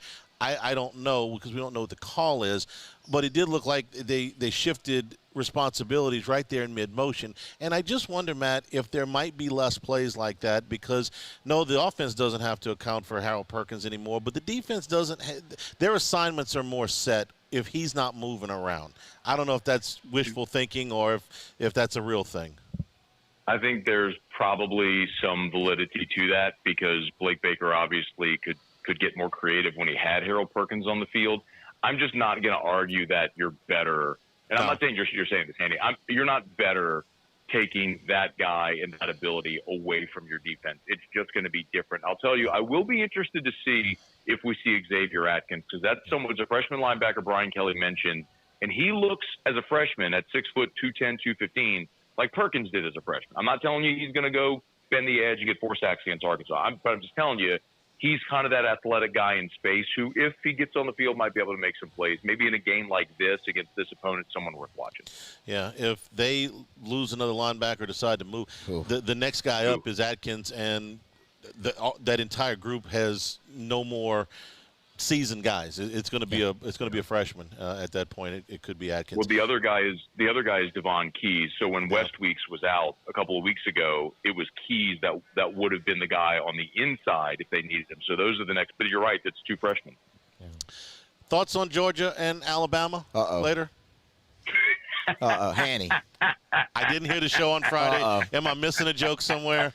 Go ahead, Scott. Have you missed the last 8 months? Oh no, Andy. I listen a lot. I just thought I would tee up here. Yeah, let it fly, Scott. Go ahead. Well, how much time do we have? I mean, that's a legitimate question. We're closing. Let's say you got 90 seconds. How's that? 90 seconds. So I can do this in 90 seconds. Okay.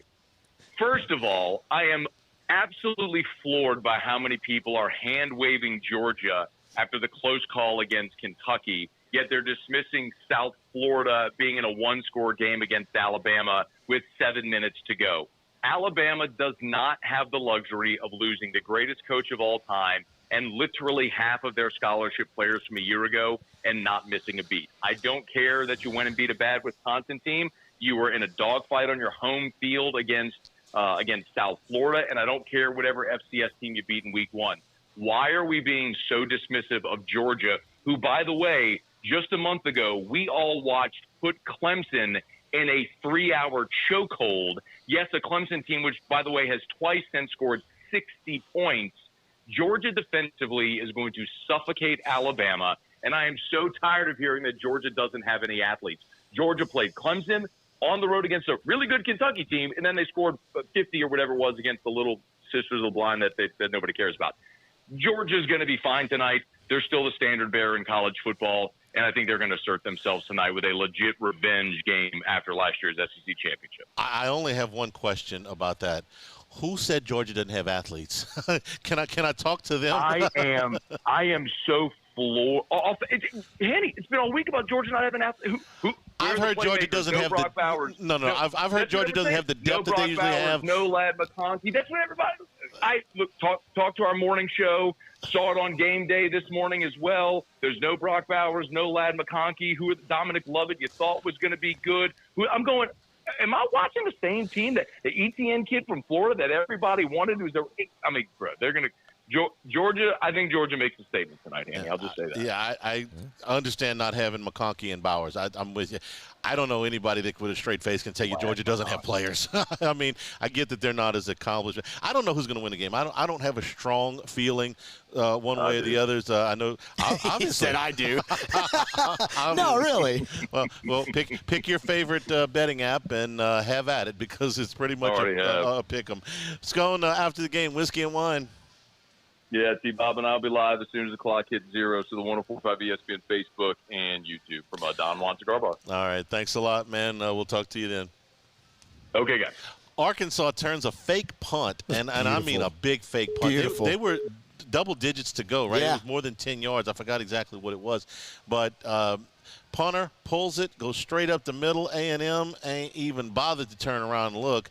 And after he sprinted for about 25, 30 yards, Arkansas cashes it in. So they are up now a touchdown on Texas A&M, 14-7. You asked for entertainment. I give you Arkansas A&M in Dallas. Let's get weird. It gets weird every time. Of course it does. 4th and 15, Hanny. 4th and 15 on the punt, on the fake punt. And that punter made like Brad Wink against Florida, man. 25 yards. Picked up 25. He didn't get touched until he was 20 yards down the field. We'll take a break here at Rouse's, your game day headquarters. Pick up all your tailgating supplies here at Rouse's, corner Burbank and Lee. Eagle 98.1 Game Day.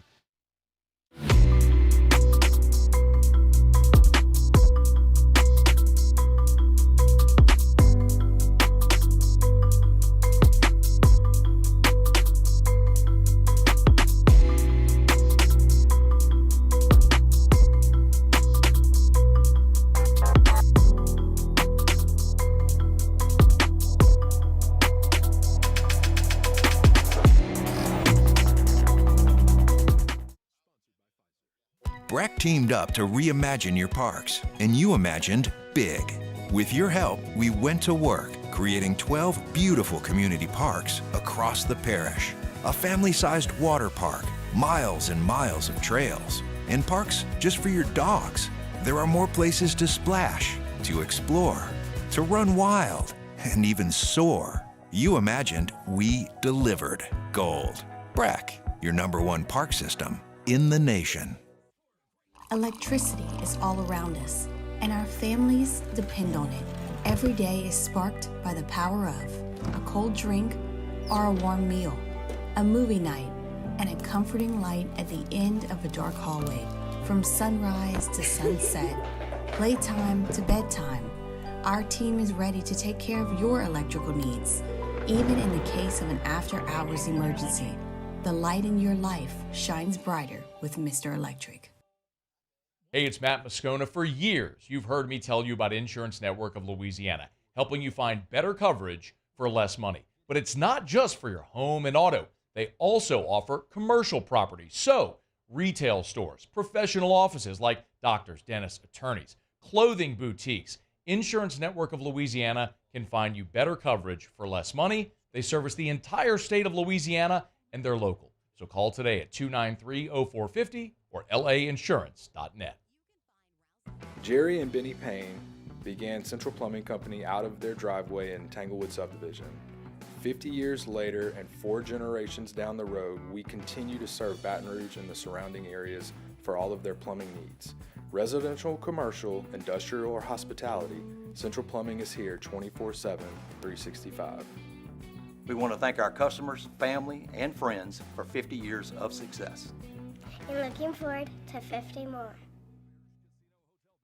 Gulf Coast Office Products is a nationally recognized Savin office equipment dealer based right here in Louisiana. Over 100 employees strong, Gulf Coast has the boots on the ground to support all vertical markets, from education, engineering, legal, and finance. With the latest in office technology, from desktop to production segment units, Gulf Coast and Savin have the perfect fit for you. Call 225-756-2644.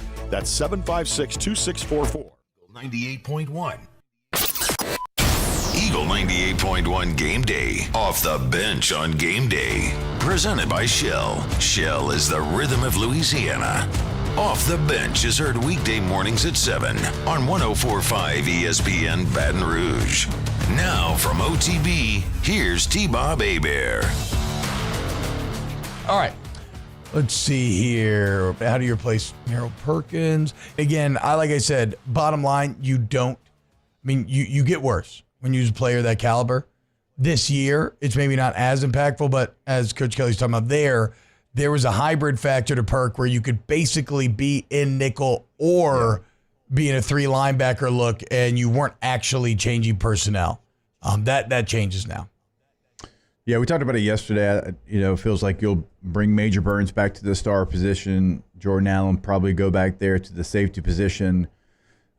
Whit Weeks, Greg Penn going to stay right there in the middle, and that's probably what it's going to look like. But to his point, offenses didn't really know what you were going to utilize when you had Pregame because he could do both. Now, they know you lose that advantage. I got to be clear about this, guys. This defense is not the mental bust, not give a damn technique disaster that last year's was. It's not. It's not great. It's not like a dominant defense, but it's not a hopeless one who doesn't care and plays with awful technique and allows guys to just run free through the secondary as if they were picking daisies. I like the fact that LSU's going single high, play man coverage, trying to create havoc. Yeah. But the slant game, all that kind of it has been too easy. Yeah. And I just love hearing it mentioned because, yes, it's been way too easy. And that as long as I know that's a point of focus, something they're working on, okay. And I agree on the back shoulder play. I agree on the play down the sideline for a half. Like, you're right there. Those are just great plays. You're going to get beat sometimes. You just don't want to get beat with the big mental busts. Yeah, the run plays against South Carolina, we all know, you can't have those. Those are too game-changing, and, you're fortunate to be able to fight back into that game. Those big hitters like that, those are crushers. And there's still things in the middle of the football field, what he's talking about, inside leverage. I mean, it's something we've talked about on the broadcast for the last 3 games. Yeah. Really go back to the USC game. Where did they make their hay? It was the middle of the football field. Yeah. That last drive that USC had, right? You had a safety that had an MA, huge gaping hole right there in the middle of your defense. And there's this soft spot in the LSU defense right now that teams are taking advantage of. But like BK saying here, you slide inside, leverage, technique, and you kind of take some of that away. That's an easy fix. Now you got to get it done still. I don't want to say sure, you got it done. You still got to go out there and do it.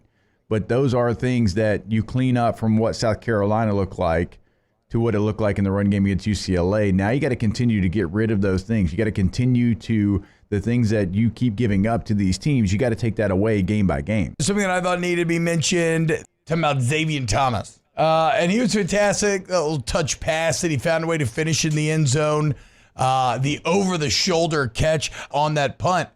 Which is an absolute rocket shot. If he doesn't catch punter, that, my God, yeah, all day. His dropping on the 5's case too. But it's like if Xavier Thomas doesn't catch that fully Willie Mays running over the shoulder style, ball probably goes to the 5 at least. Probably looking at a 100-yard putt basically, and instead he gives it back to you at the 40. So Xavier Thomas continues to be a very bright spot in terms of a transfer that's having great effect this year. Yeah, he was our special teams player of the game because of that. How long has it been since LSU's had somebody back there that you have that kind of feeling towards? You have this confidence. He's got a confidence. And look, Clayton last year, shout out, you're the fair catch guy. I've been in that position as well. You did your job, but now you've got some excitement. Now you have a player, like he said, that the players want to block for because they know more times than not, whatever he has to do to return it, he's going to do it like that. Most returners let that ball go because the punter boomed it, right? Yeah. You got a landmark where you stand. He punted past your head. You're going to let it go. I mean, Willie Mays Hayes is right. That's what he went out there and did. And that saves you so much field position. Also, you got a 12-yard return after you called it? Yeah. You still got back. Yeah. It was, probably a functional 40 yards of hidden yardage saved there. And that's somebody that we saw get in the end zone. He's run counter before at the running back position. He is somebody that can do a lot of different things. I loved what him and Aaron Anderson have brought to this offense. I loved seeing Aaron Anderson get just a little quick, little smoke now route, just get it in his hands, allow him to make one guy miss, and he picks up 11 yards. I think LSU fans are being cowards with South Alabama. Do not let the long shadow of Guggenheim intimidate you here, okay? And really, that is here's the deal. I have no doubt in my mind LSU is going to win this game. It's the exact same thing when I'm at Whiskey and Wine and we're at Don Juan, we're hanging out, we're watching the Nichols game, and people are kind of it's 23-21 in the third. Is LSU in trouble? I'm like, guys, no, look, we've seen this a million times. The talent disparity is such that you lean, you're going to break through, right? So it's not about the win, it's how you look within the win. I see a defense that has improved over the last couple of weeks. Granted, I see a South Alabama offense that has improved certainly from their 2 weeks, and a team that's vastly outperformed expectations after vastly underperforming expectations. But this game is still not close. I'm not worried about South Alabama. I got LSU winning 41-17. I think that this LSU offense will continue to hum. If you get Chris Hilton back, maybe you look, because LSU wants to start stretching vertically, right? They finally hit Kyle Parker with one of the best maybe Garrett's most insanely good pass on the year. Maybe the one against South Carolina with being hit in the knees where he drops it over the linebacker under these safeties better. But by the way, perfectly thrown deep ball. And they took a couple other shots, Jake. They did. Just couldn't quite connect. So I think if Hilton does come back, like we said last week, maybe he kind of represents some of that final piece of the puzzle. And he I guess my point is, I think this LSU offense wants to come out, be aggressive, put up a lot of points. They're running the ball better. Caden Durham made plays again last week, but you also saw Caleb Jackson get going, Josh Williams. So I think you're going to put up a lot of points. And then my goal, there's 17. Is it a bit hopeful from me? Maybe so. Because that is my goal, Jake. I just want to hold this USA offense under 20 points. Yeah, the last, as you know, we've pointed out, and really their season average is going to be well above that. They've scored 48, 87, 20, and 38. Now, they've also given up, some points certainly in the early season. But, it's an offense that if you go do that, you can take something from it without question.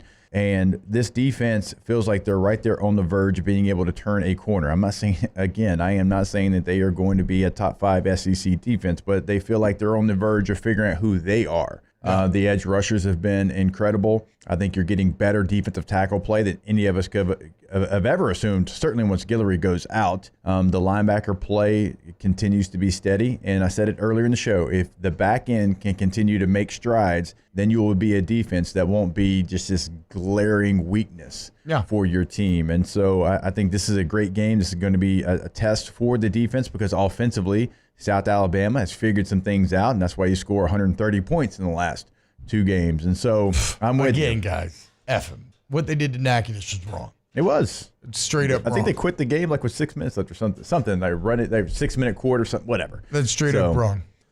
You can take things from this game, go out there, take care of business. Offensively, you should be able to have success. I expect you to have success, and I expect you to continue to work on the things that you've been trying to get to. I would love to see Anderson continue to get involved. I would love to see Thomas get involved in the game plan as well. So, it's a game of great opportunity to do the things that we've been talking about over the last couple of weeks, and I'd like to see him take advantage of it. And look, man, this is your final warm-up before Ole Miss, man. See, I want you to look sharp. And it's not like you should be looking ahead because you got a bye week. Like, there's literally no reason not to be 100% locked in Death Valley. The Windsor Senior Living Community in Mandeville, Louisiana is a beautiful, vibrant apartment community geared toward seniors.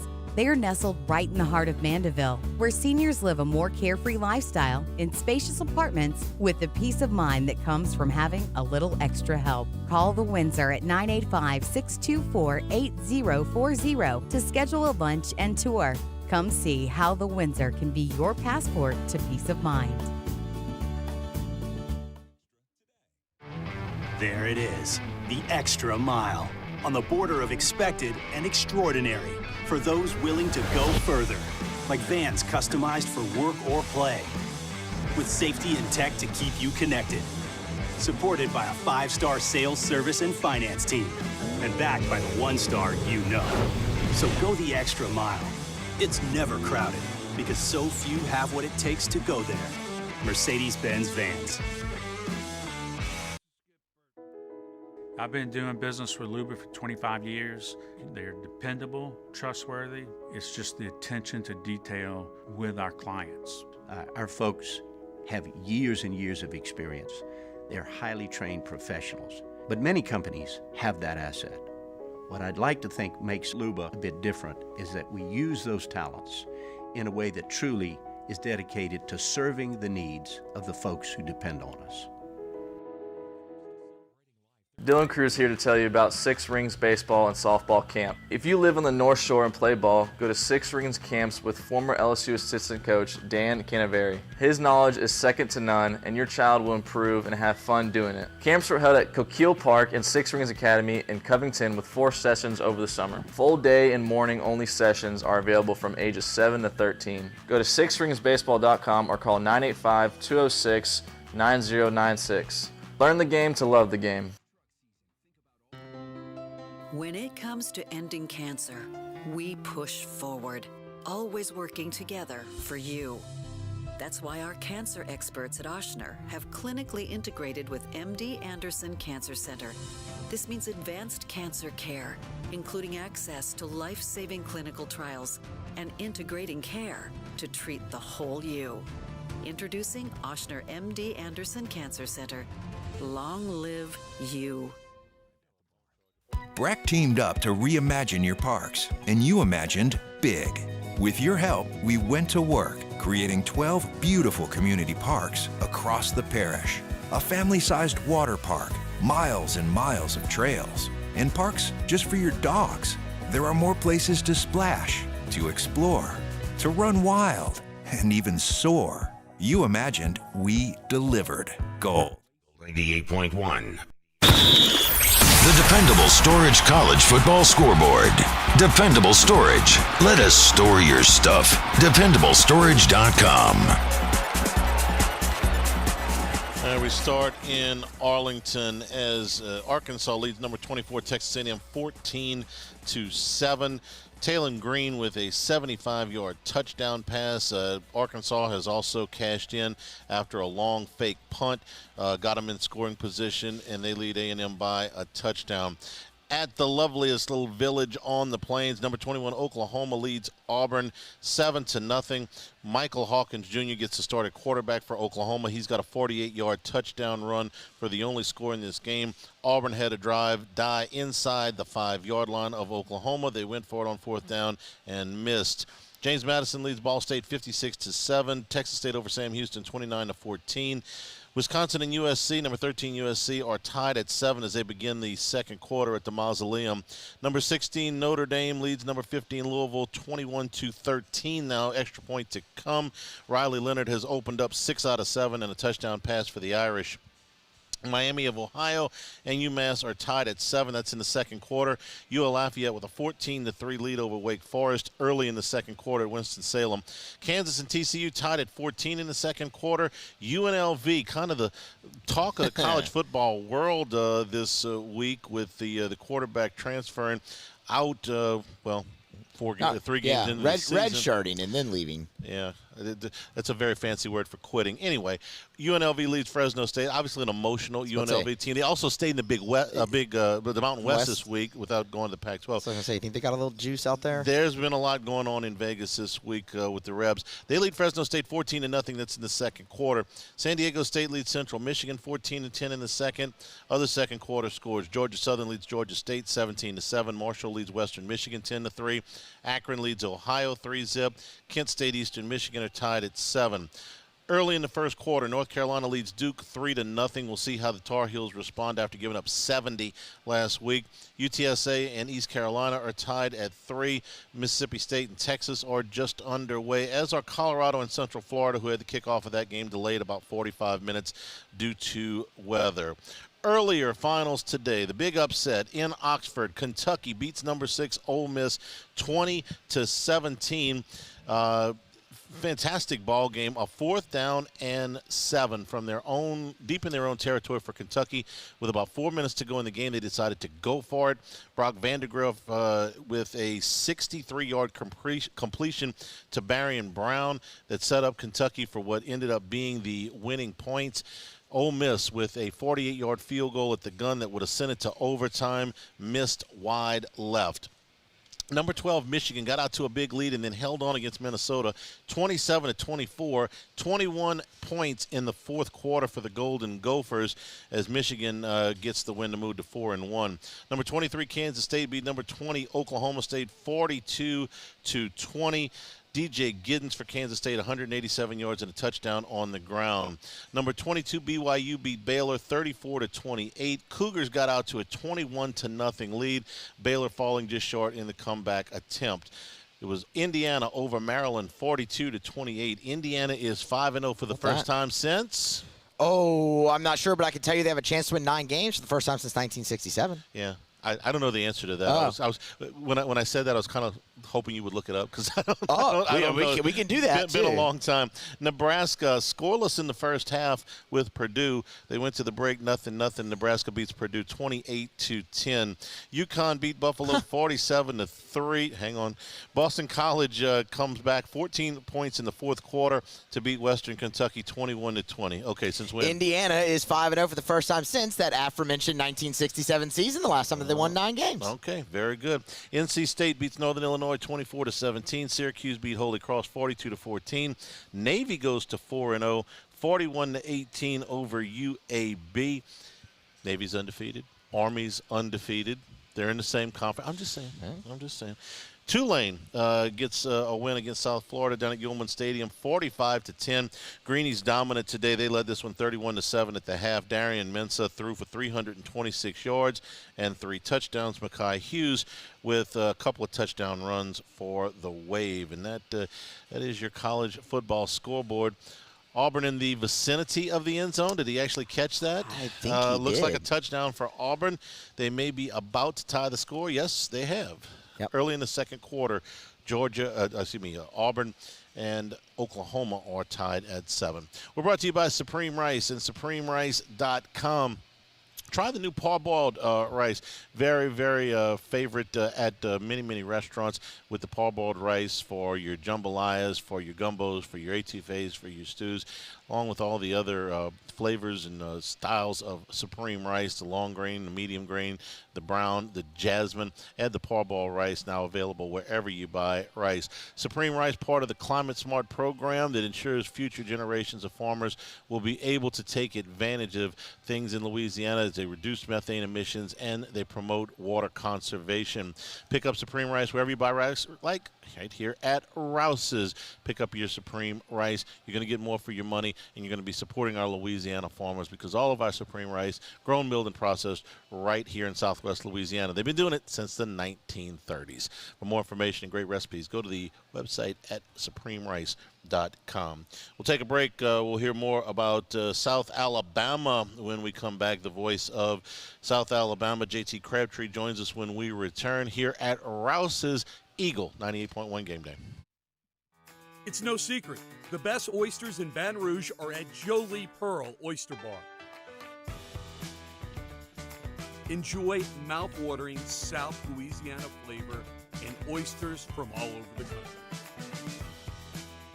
And don't forget our nightly drink specials.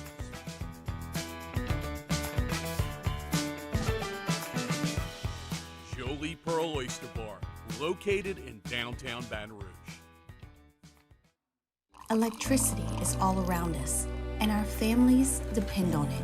Every day is sparked by the power of a cold drink or a warm meal, a movie night, and a comforting light at the end of a dark hallway. From sunrise to sunset, playtime to bedtime, our team is ready to take care of your electrical needs.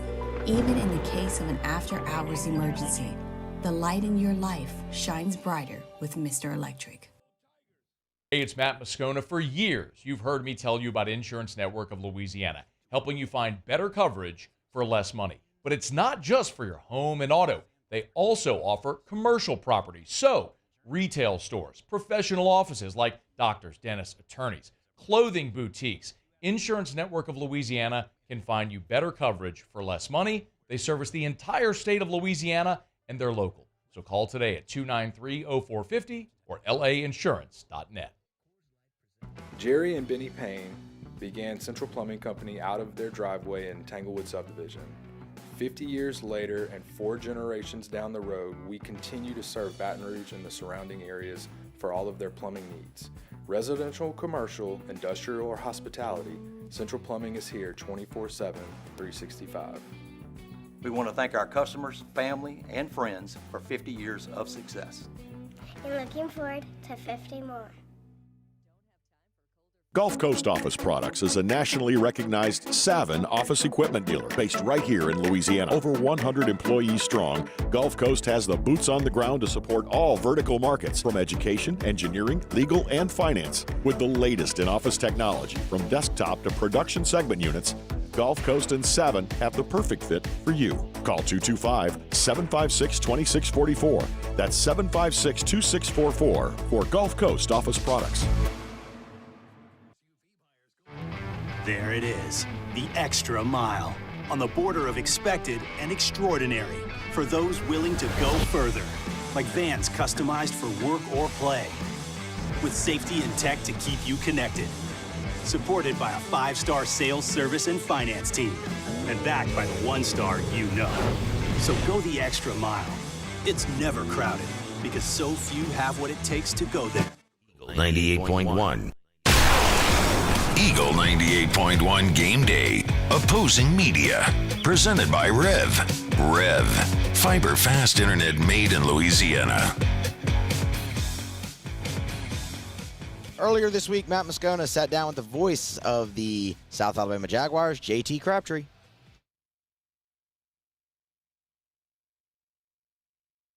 JT, we appreciate the time, man. How are you? I'm good, man. Thanks for having me on here today. No, it's our pleasure. Let's start with Major's homecoming. We've talked about it a good bit. It's a nice story. Give me a sense of what it's like being around Major this week, coming back to Baton Rouge. He does not want me to say a thing about him coming back to Baton Rouge. Why? No, he's just a big guy about, it's not about him. It's about the football team. It's about the student athletes. And, sure, he's going to be excited about going back home. He grew up going to LSU games, and he talked about it on Monday about sitting in the south end zone, going to games and at 7-on-7 camps, throwing on the field in Tiger Stadium. And so, he's going to be excited to be back home, of course. It's just he doesn't want it to – it's not about the Major Applewhite homecoming. It's about South Alabama having an opportunity to prove themselves against an SEC opponent. Well, let's talk about how they might have an opportunity to do that. Now, in keeping an eye on South Alabama, knowing that this game was going to happen, there's a little bit sort of Jekyll and Hyde there. I mean, I watched them give up 52, a pretty poor performance against North Texas on their home field.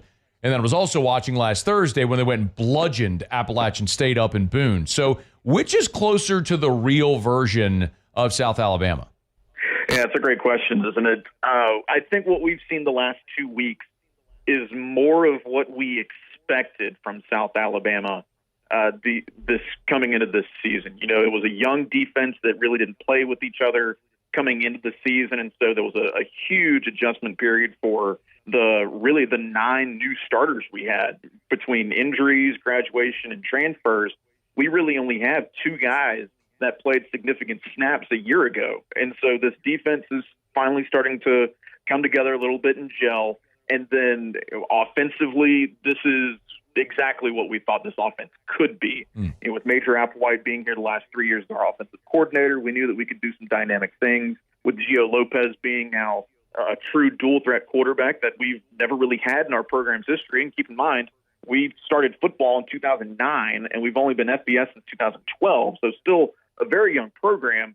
But the fact that we were able to kind of have that dual-threat guy, use some different things in our offense, I think that's really paying dividends for us. And I think what we've seen these last 2 games, and yes, I know 87 against an FCS, whatnot, but like you said, last week App State dropping 48 at their place, that's something that doesn't happen in the Sun Belt Conference. And I think what we've seen the last 2 weeks is more of what we'll see moving forward. Let me ask you about Lopez. How much of a running threat is he? Because that's something that did hurt LSU when they played South Carolina and their running quarterback Lenore Sellers.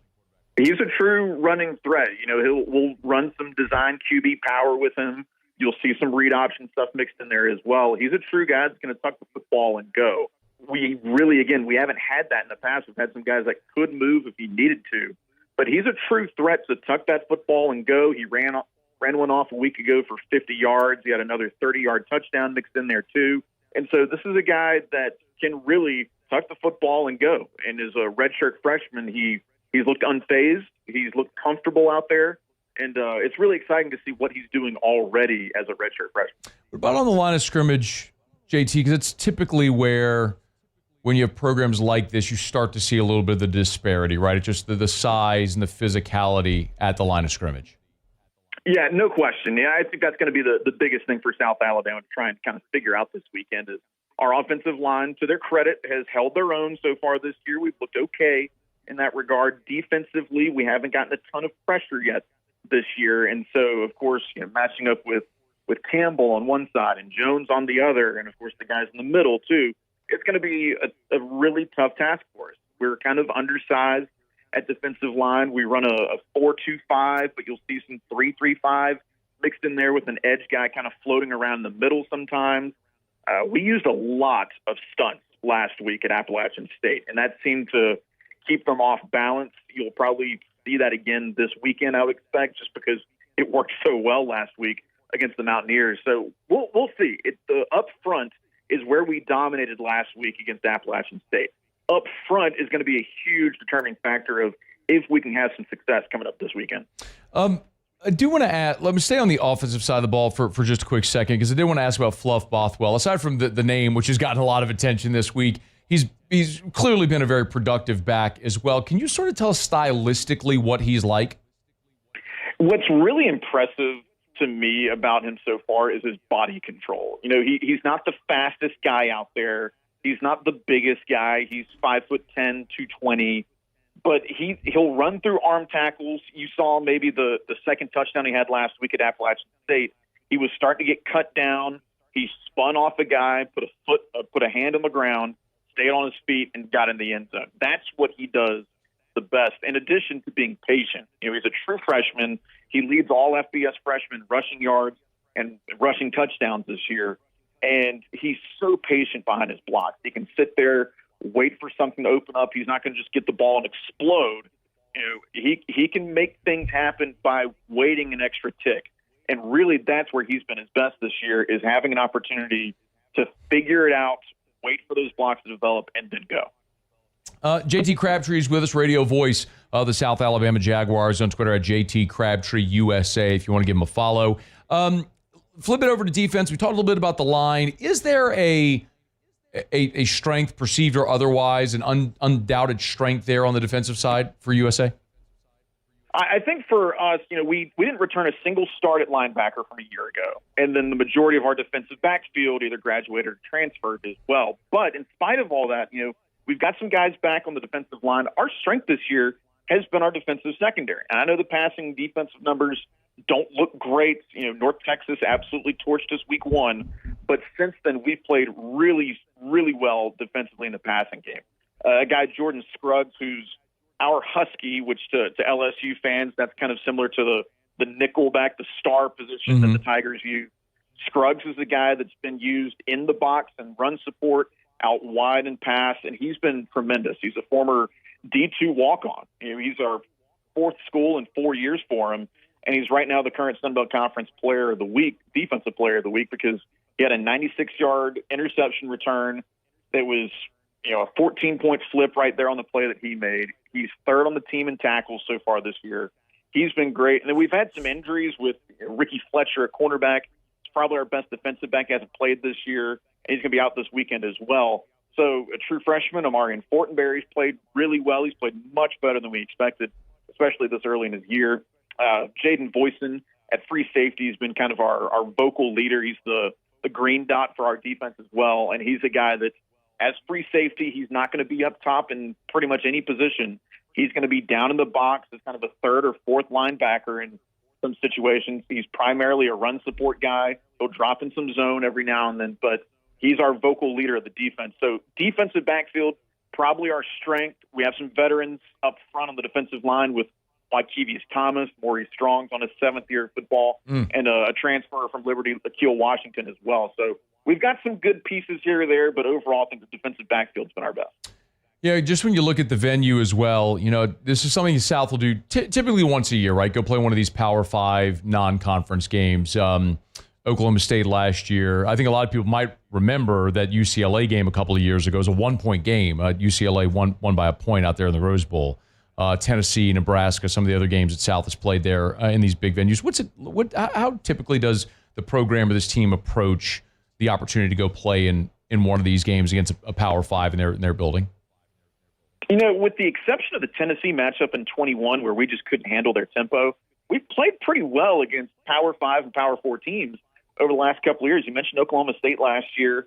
We went to Stillwater, and we're kind of spinning our wheels a little bit. We were 1-1, hadn't played well, and then we roll out there and we dominated Oklahoma State. And look what the Cowboys turned out to be. You mentioned the UCLA game. It was a 1-point game because we ran a fake field goal with about a minute left with a 2-point lead.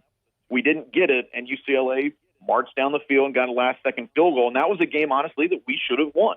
And so you mentioned the Nebraska matchup. We held a Scott Frost team that was sputtering. We stayed within 2 touchdowns of them, and they pulled away late. And so it's a team that's not afraid of the challenge, which is really impressive considering, we don't have a ton of football history. We haven't gotten that huge defining win. Yes, we have the Oklahoma State win, which is great. We beat Mississippi State in 2016. We beat a ranked San Diego State in 2016 as well. But we still haven't had that true huge win as a program. And so to say that we haven't had those wins, but still to be competitive when we've matched up in these big environments and these bigger names and bigger conferences, we've held our own for the most part. It'll be interesting to see how it all plays out Saturday night in Tiger Stadium. JT, if there is a blueprint for Major Applewhite squad to maybe get that marquee win on Saturday night, what does it look like? It looks on the defensive side, we've got to eliminate the explosive passing plays. Our offense, I think, will have some opportunities to score with the way LSU's played defense this year and now the injuries that they've encountered as well. And so I think for South Alabama, they've got to make sure they don't give it up over the top. We've done pretty good in run defense, allowing 120 on the ground per game, but we've given up 271 through the air. And guys like Tyron Lacey and Aaron Anderson are probably going to give us fits. Guys like that have given us problems, especially stuff over the middle, some quick ends and slants. And so that's where I think the key is for South Alabama. If they want to get that marquee win, pull off the big upset on Saturday, that's what they got to do. He is JT Crabtree, radio voice of the South Alabama Jaguars, on Twitter at JT Crabtree USA if you want to give him a follow. JT, safe travel to Baton Rouge, man. Have a great call. Thanks for a couple minutes today. Appreciate it. Jay's up and go Jags.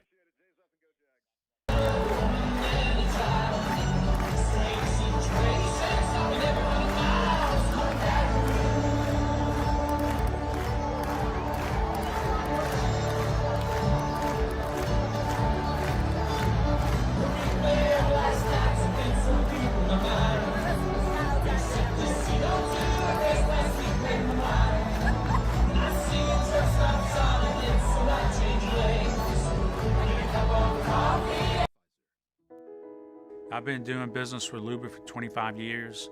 They're dependable, trustworthy. It's just the attention to detail with our clients. Our folks have years and years of experience.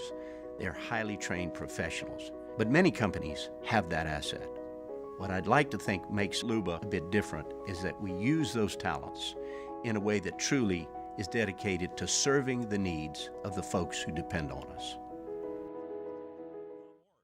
Dylan Cruz here to tell you about Six Rings Baseball and Softball Camp. If you live on the North Shore and play ball, go to Six Rings Camps with former LSU assistant coach Dan Canaveri. His knowledge is second to none, and your child will improve and have fun doing it. Camps are held at Coquille Park and Six Rings Academy in Covington with 4 sessions over the summer. Full day and morning only sessions are available from ages 7 to 13. Go to sixringsbaseball.com or call 985-206-9096.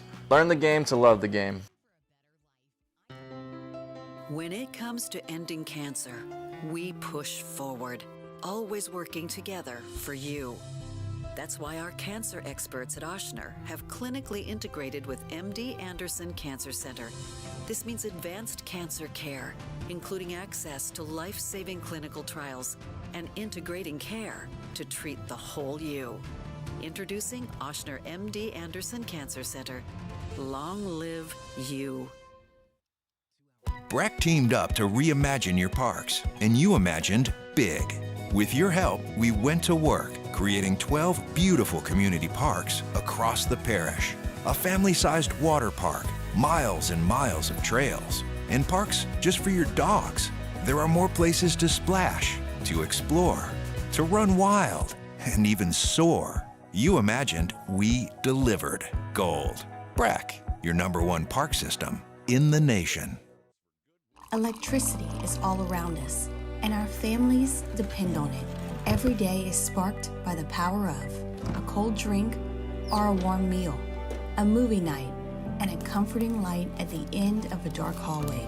From sunrise to sunset, playtime to bedtime, our team is ready to take care of your electrical needs, even in the case of an after-hours emergency. The light 98.1. Eagle 98.1 Game Day. Presented by Super Chevy. Talkin' Tigers. Talkin' Tigers. Wide receiver Kyle Parker. Me being hurt, I had to emphasize me just taking the mental reps really in practice, making sure I'm staying on top of my plays and everything, because if I didn't do that, I would be taking steps back and getting lost in the offense, which the time I would come back, I wouldn't be ready to go. So I had to emphasize me coming in and taking the mental reps and making the best out of every day I had when I was hurt. Defensive tackle Ahmed Bro. Coach Kelly had that plan, before spring ball started, and it wasn't really ideal for my development to gain all that weight in that short amount of time. So we waited till after the spring, and I was more than happy to do it. Getting coached by Bo Davis, playing in a spot where I'm more fitted.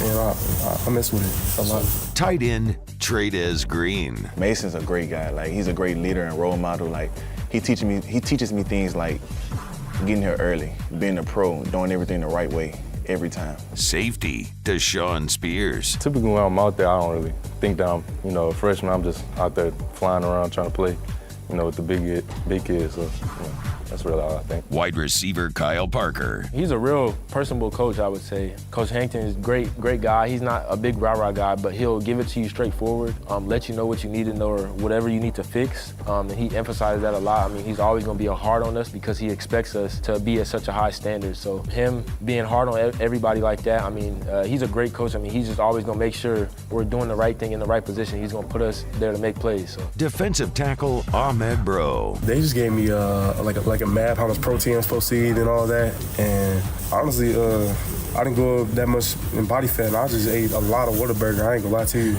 And what they had in PNC, the PNC, the chefs, they're great. They recommend whatever you need to eat. And they cook good stuff, honestly. And I was eating on that. I did it the right way. Tight end Trades Green. Absolutely. I just started playing football in the 10th grade, and I started it for fun. And I just took off with it. I was like, maybe I'm good at this, so maybe I got something going for myself. I can do it. Safety Deshaun Spears. Speed of the game, it gets fast, but when you know what you do, know what to do, and like I said, stay consistent throughout your keys and stuff. It'll slow down eventually. Wide receiver Kyle Parker. He's a big Texas guy just like me, so comes from the same area. He's been behind, sitting in the backup quarterback position for like 3 years, so I felt he's been able to just sit back and watch and take notes from everybody else and improve his game from that point, which has very helped him a lot.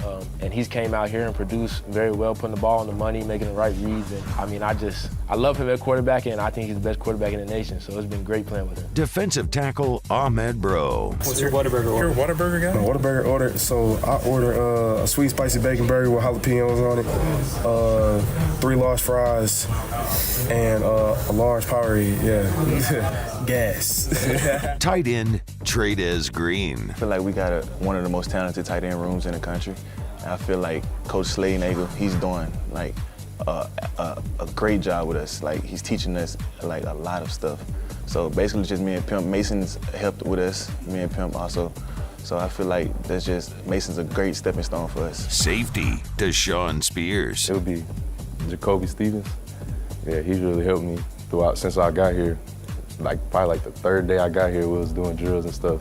He really seen the potential that I had, so he really showed me the ropes. Wide receiver Kyle Parker. I feel like it was definitely a high standard. First round guys has been a lot in these past couple years, so you being a receiver here, you definitely got to play to the standard. You're not coming here for no reason anyways, though, so the coach sees that in you, so you just got to go out there, put it all out on the field, and I mean, just play football. At the end of the day, the sports you've been playing for since you were a young kid. Defensive tackle Ahmed Bro. No, it's a funny experience. but that's my dog, man. I love Coach Bo, man. You know, you could tell him anything. You know, he really cares. He really cares for who he coaches. He doesn't just see you as a number. He sees you as, I could compare it to like one of his sons. He sees us as that, and he wants to coach us the hardest as long as we want to get coached too. Talking Tigers, Eagle 98.1, Game Day. At Atmos Energy, our Smart Choice solutions help customers save energy and emissions with rebates up to $500 off high-efficiency natural gas appliances, smart thermostats, and weatherization upgrades. Together, we're fueling our energy future.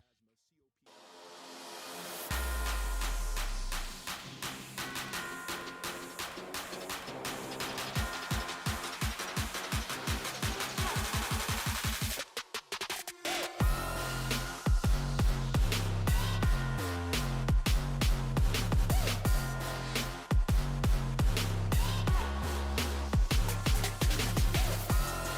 set? Oh, yeah. All right, just hold tight.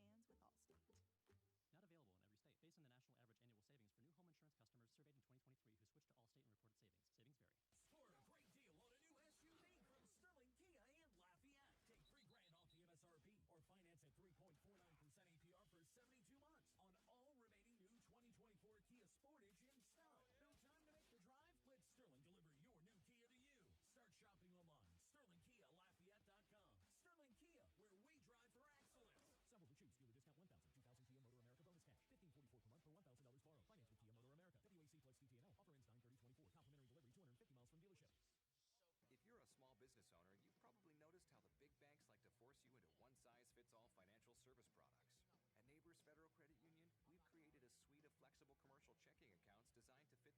Market sells, but at a lower cost.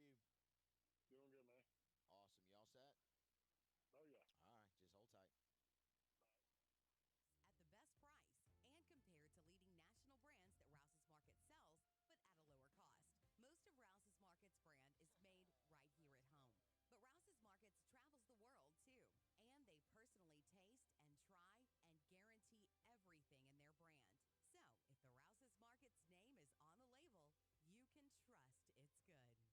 plus score great food and drink specials all season. Join us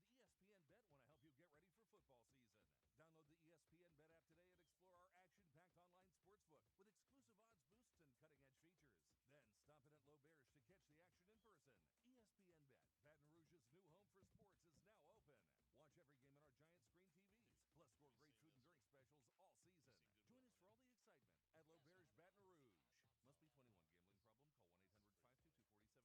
1-800-522-4700. 98.1. Eagle 98.1 Game Day. Keys to the V. Presented by Coors Light. Coors Light. Mountain cold refreshment made to chill.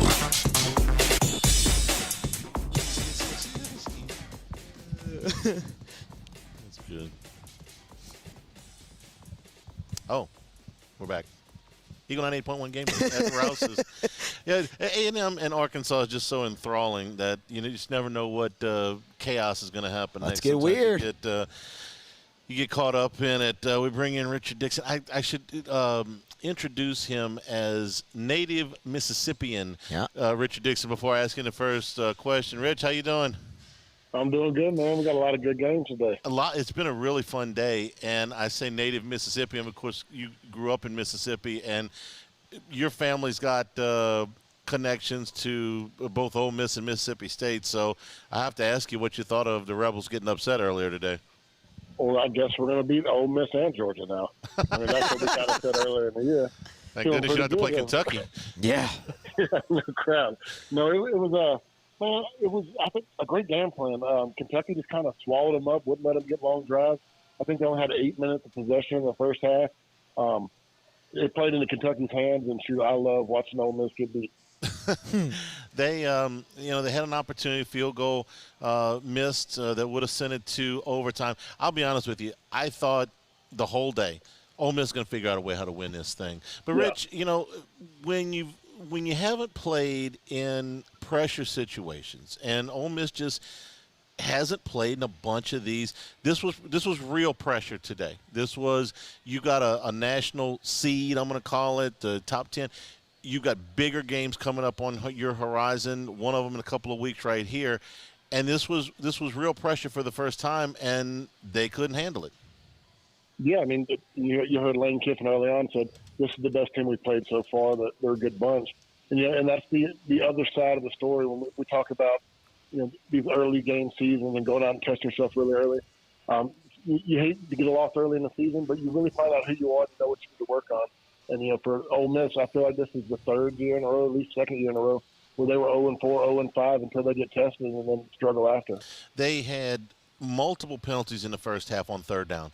The yardstick was fairly even, but Kentucky held the ball for most of the first half because there were at least three that I can remember penalties on third down on the defense that extended drives for Kentucky. And you're right, Rich, they smother them is a good way to put it. They did not allow, they just didn't give Ole Miss an opportunity with the football. You know what game it reminded me of? It reminded me of that Giants-Buffalo Super Bowl.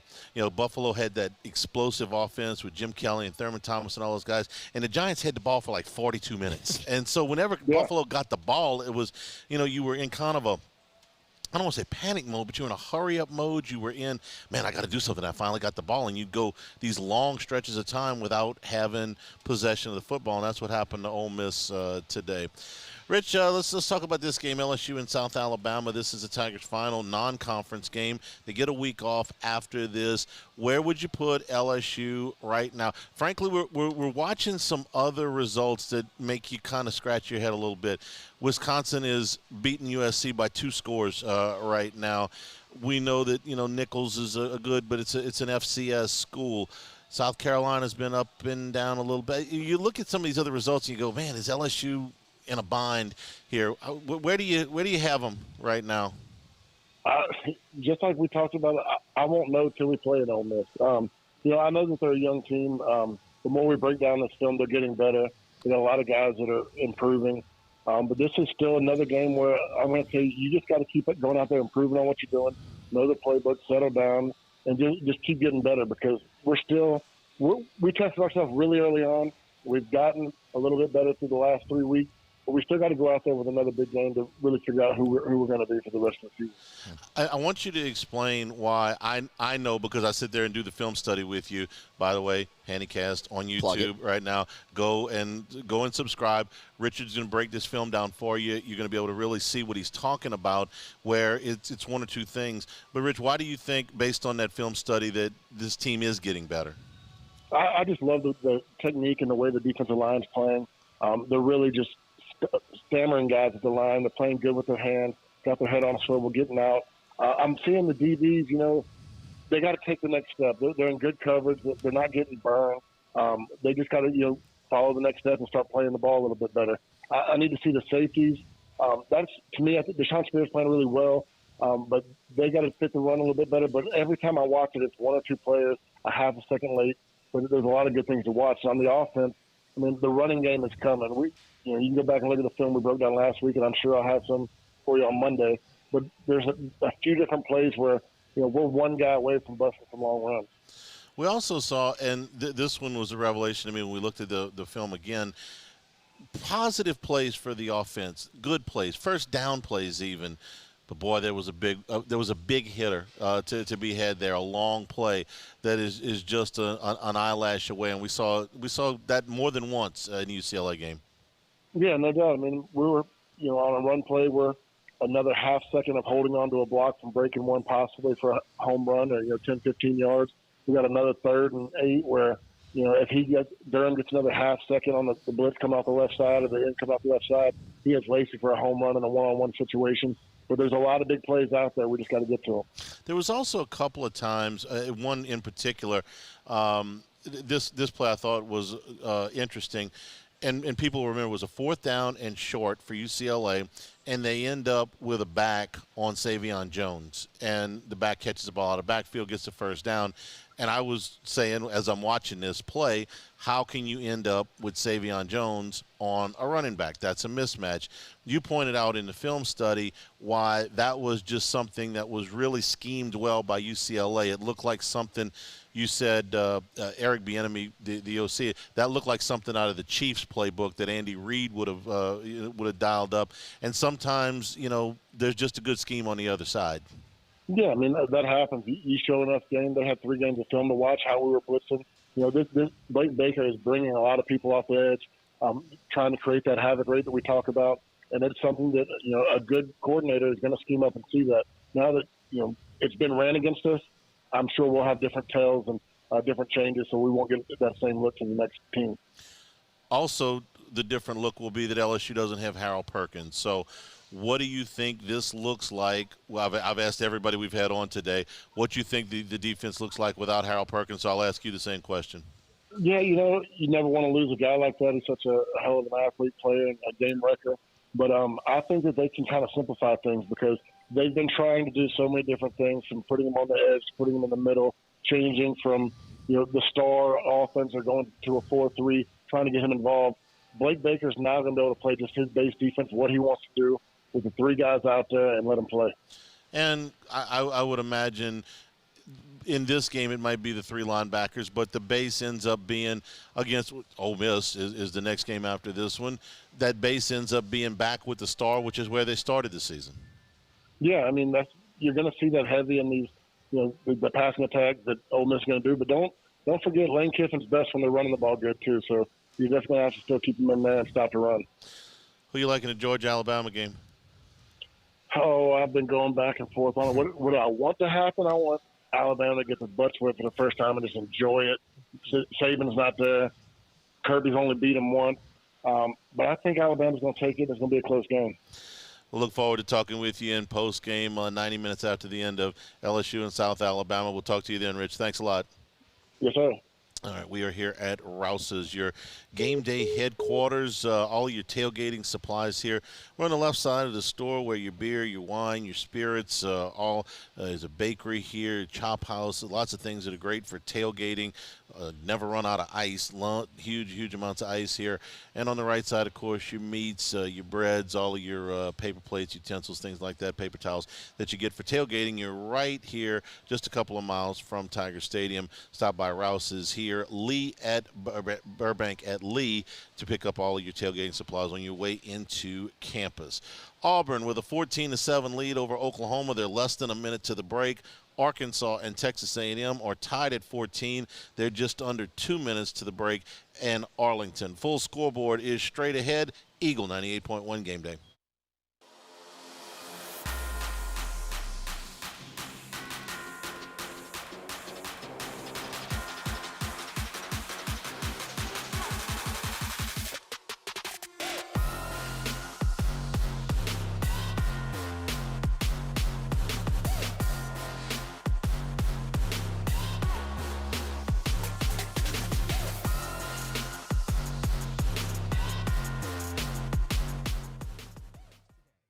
Hey, it's Matt Moscona. For years, you've heard me tell you about Insurance Network of Louisiana, helping you find better coverage for less money. But it's not just for your home and auto. They also offer commercial property. So, retail stores, professional offices like doctors, dentists, attorneys, clothing boutiques. Insurance Network of Louisiana can find you better coverage for less money. They service the entire state of Louisiana, and they're local. So call today at 293-0450 or lainsurance.net. Jerry and Benny Payne began Central Plumbing Company out of their driveway in Tanglewood Subdivision. 50 years later and 4 generations down the road, we continue to serve Baton Rouge and the surrounding areas for all of their plumbing needs. Residential, commercial, industrial, or hospitality, Central Plumbing is here 24/7, 365. We want to thank our customers, family, and friends for 50 years of success. And looking forward to 50 more. Gulf Coast Office Products is a nationally recognized Savin office equipment dealer based right here in Louisiana. Over 100 employees strong, Gulf Coast has the boots on the ground to support all vertical markets, from education, engineering, legal, and finance. With the latest in office technology, from desktop to production segment units, Gulf Coast and Savin have the perfect fit for you.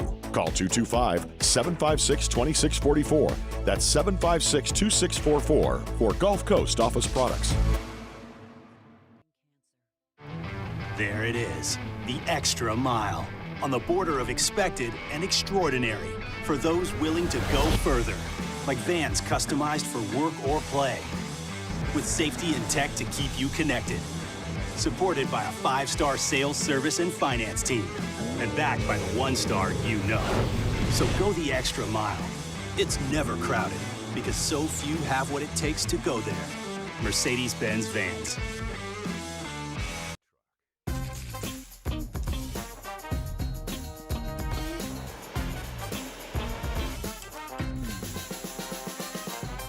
The best kept secret in town is out. Discover Tallulah at the Renaissance Hotel on Bluebonnet.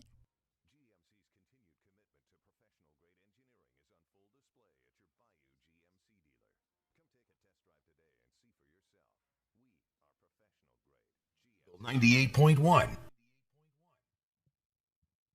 The Alumni Hall College Football Scoreboard. Alumni Hall, your ultimate Tigers shopping destination. In the SEC are both nearing the half.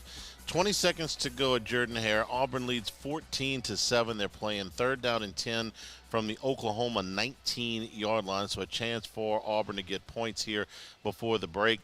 Arkansas and Texas A&M are tied at 14. About 30 seconds to go to the half there.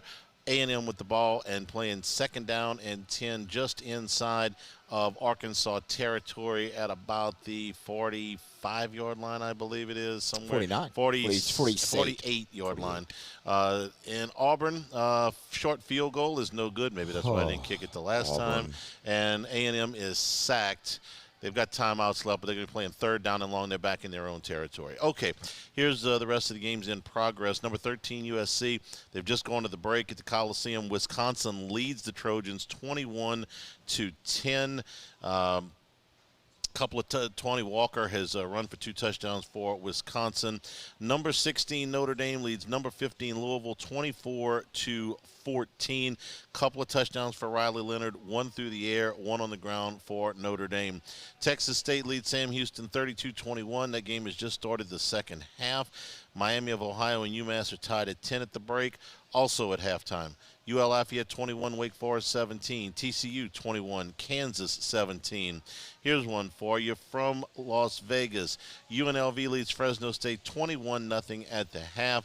We've talked about this all week. Matthew Sluka leaving the team basically has lit a fire. We thought this might happen under UNLV. Sustainable? Who knows? But today, UNLV is playing like a team really, really scorned, mad, use whatever description you want, but they're on a mission today in Fresno State. I think they just kind of ran into a buzzsaw today. 21-0 at the break. San Diego State leads Central Michigan 21-13. Again, these are all halftime scores. Georgia Southern leads Georgia State 24-7. Marshall leads Western Michigan 17-3. Ohio leads Akron 14-10. Eastern Michigan leads Kent State 21-14. A week after giving up 70, North Carolina has given up 0, at least through the first 20 minutes of the game.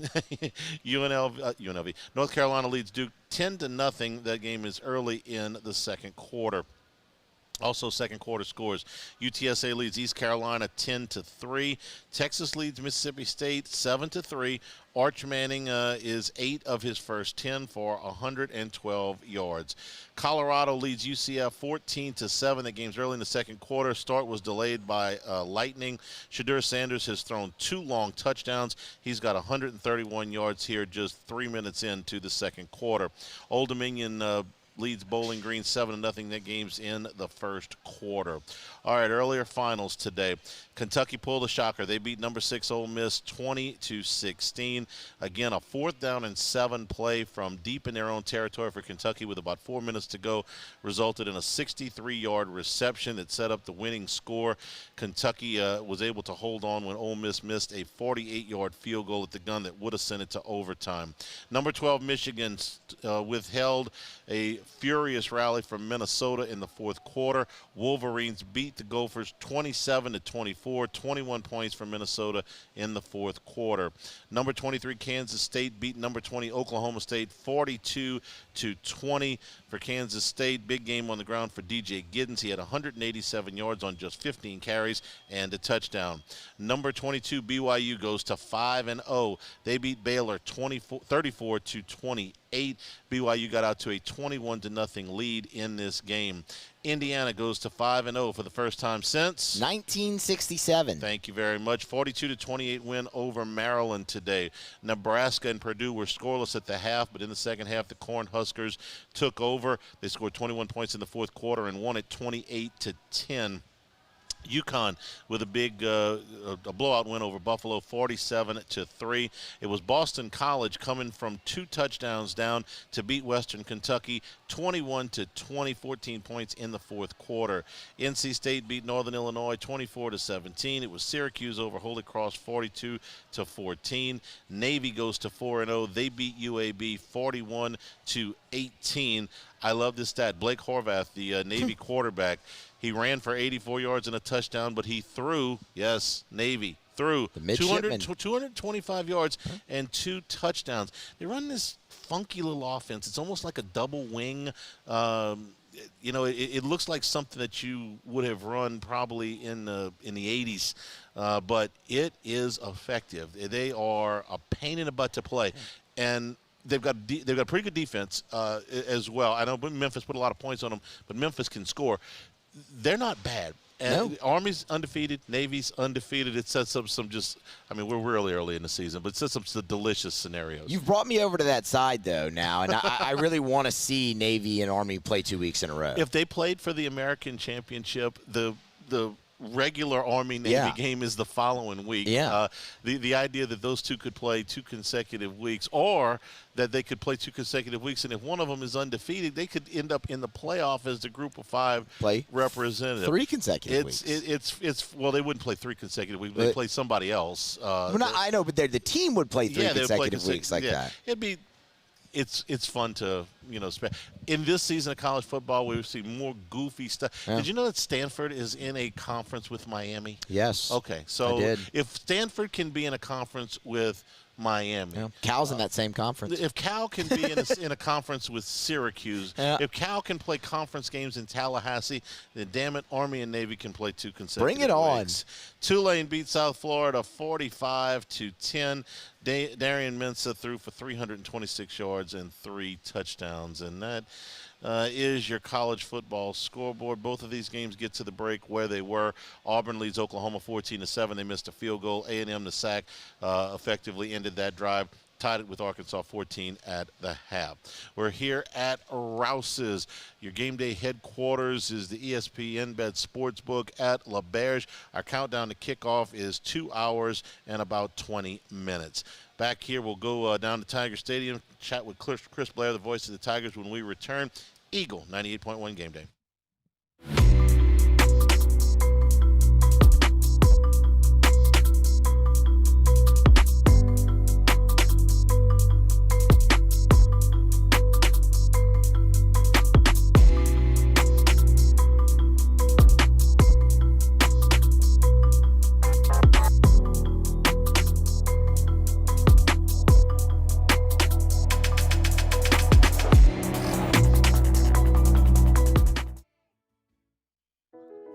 I've been doing business with Luba for 25 years.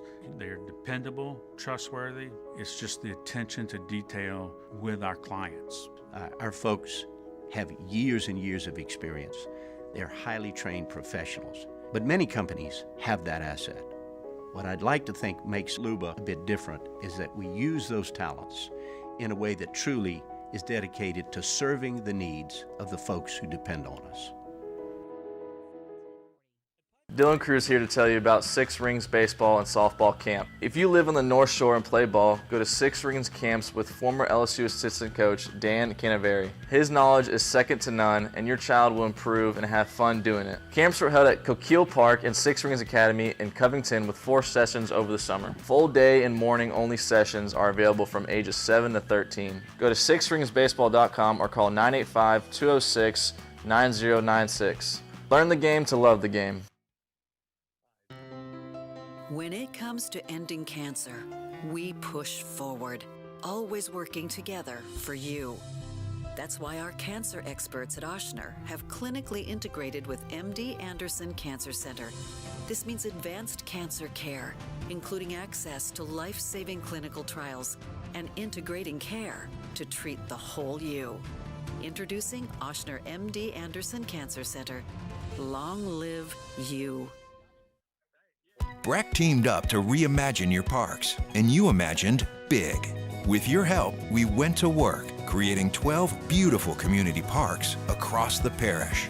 A family-sized water park, miles and miles of trails, and parks just for your dogs.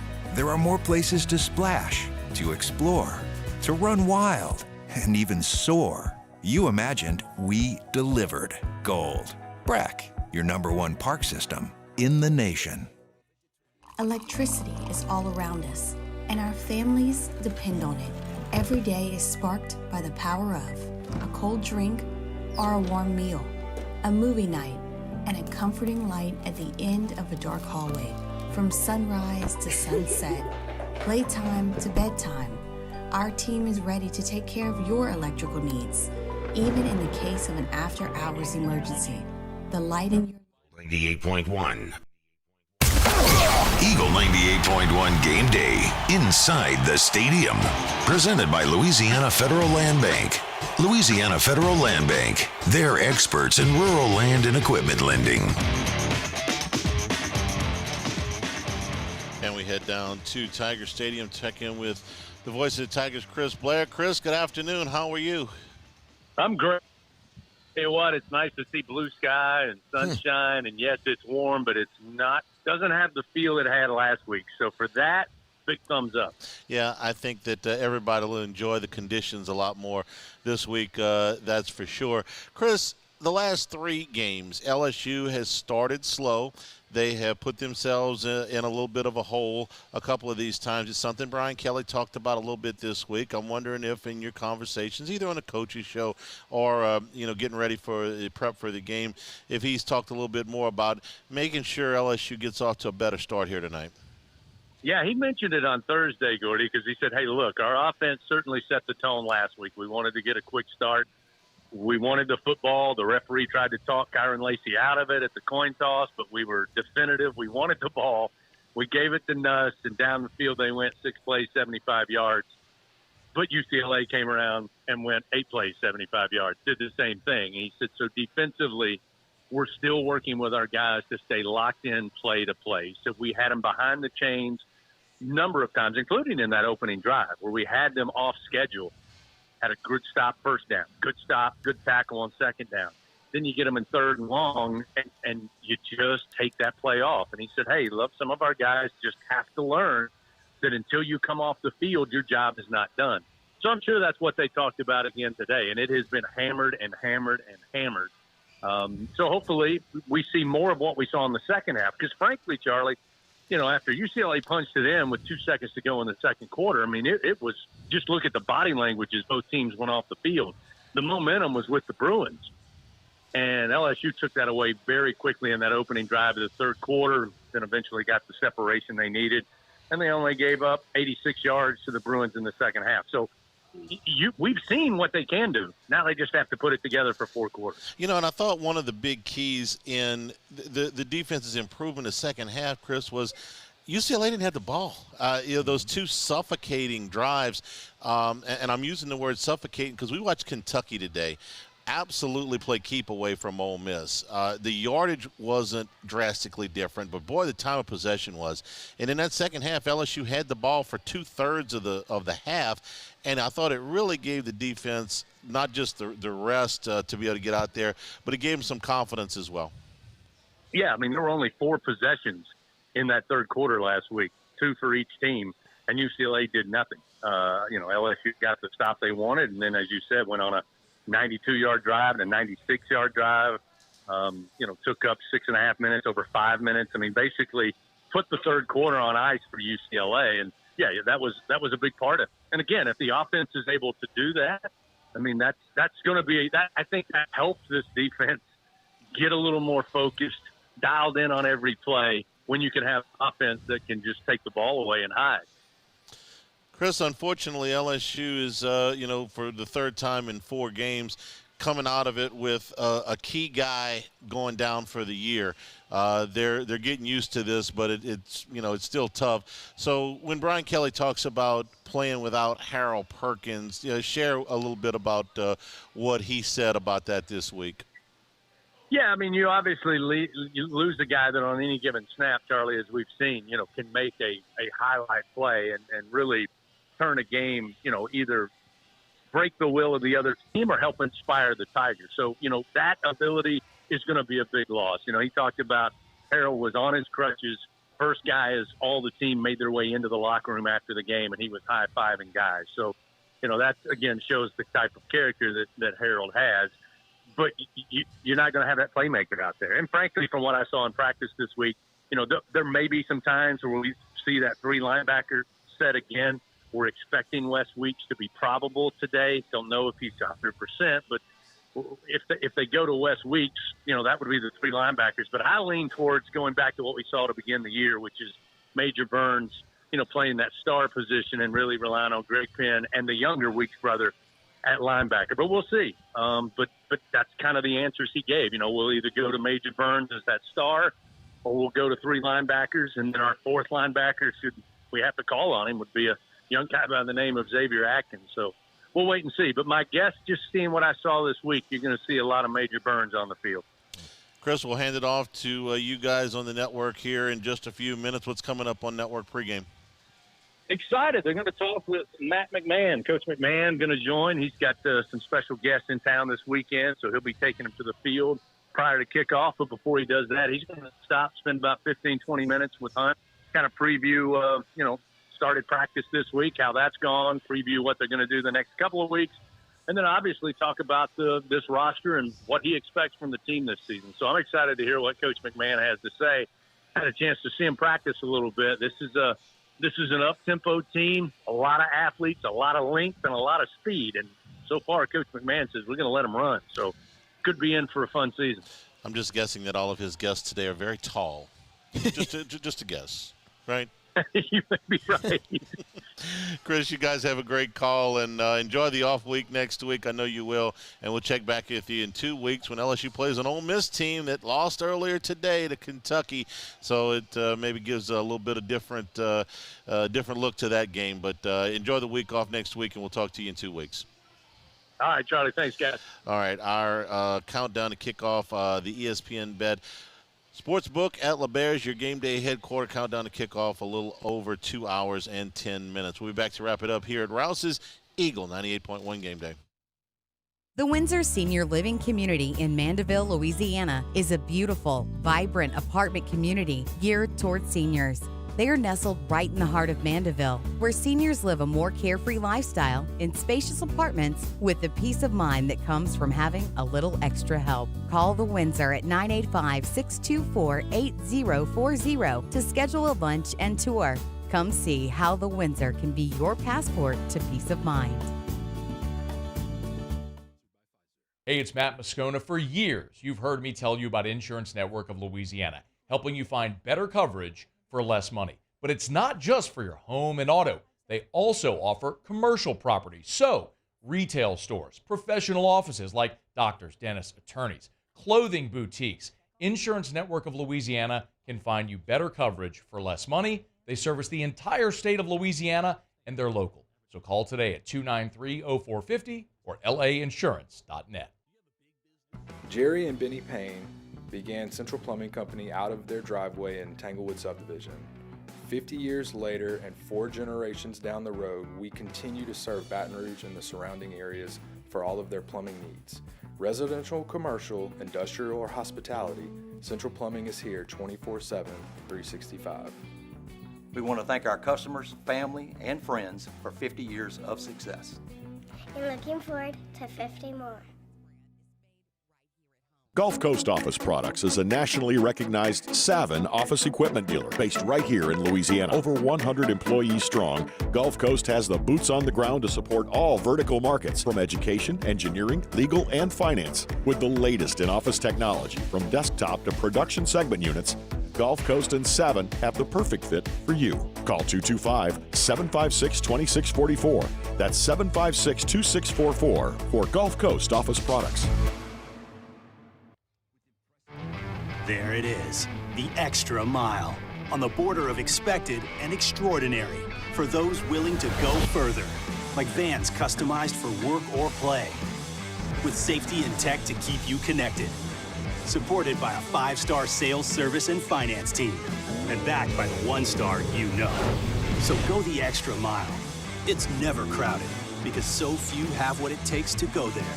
Mercedes-Benz Vans. I've been doing business with Luba for 25 years. They're dependable, trustworthy. It's just the attention to detail with our clients. Our folks have years and years of experience. They're highly trained professionals. But many companies have that asset.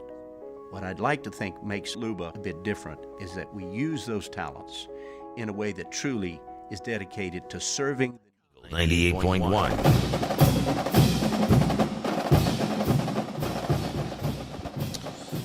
Okay, wrapping up Eagle 98.1 game day as LSU takes on South Alabama. Musso, some final thoughts? Yeah, I mean, we'll kind of go back to where we started, Hanny. You're getting a chance to face an offense, a similar offense that gave you trouble earlier this year. What kind of improvements have you been able to make? And obviously, you're going to have to make those improvements without Harold Perkins. So that part matters too. But I think seeing what you've done up front on the defensive line is very encouraging, because when Jacoby and Guillory went down, not many of us had faith that unit would be performing the way that they are. So that's encouraging. And, I mean, I don't know. Garrett Nussmeier's going to put up a lot of yards, and LSU's going to score a lot of points. I'm usually not into this go get off to a good start, because it's almost cliche. Gordy and I did this show together for years, and we do keys to the V. Say, get off to a good start. And yeah, of course. But this is taking on a life of its own here a little bit with the slow starts, and so I would like to see them get off to. And a good start means a good start for both units, both sides, because we've seen the offense take the opening kickoff and go down, and even go down and score. But what we haven't seen is the corresponding effort complementary by the football. Yeah, right? and that's something that I would like to see very much at the beginning of this game here tonight. Mississippi State has pulled within a point of Texas. 7-6, under 2 minutes to go in the first half in Austin. Arch Manning is 10 of 13 for 128 yards. No Quinn Ewers in this game for the Longhorns. We'll be back 90 minutes after the end of LSU and South Alabama. Richard Dixon and I on the post game. We encourage you to be a part of that. From all of us here at Rouse's, I'm Charles Hanniger saying thank you. Good afternoon.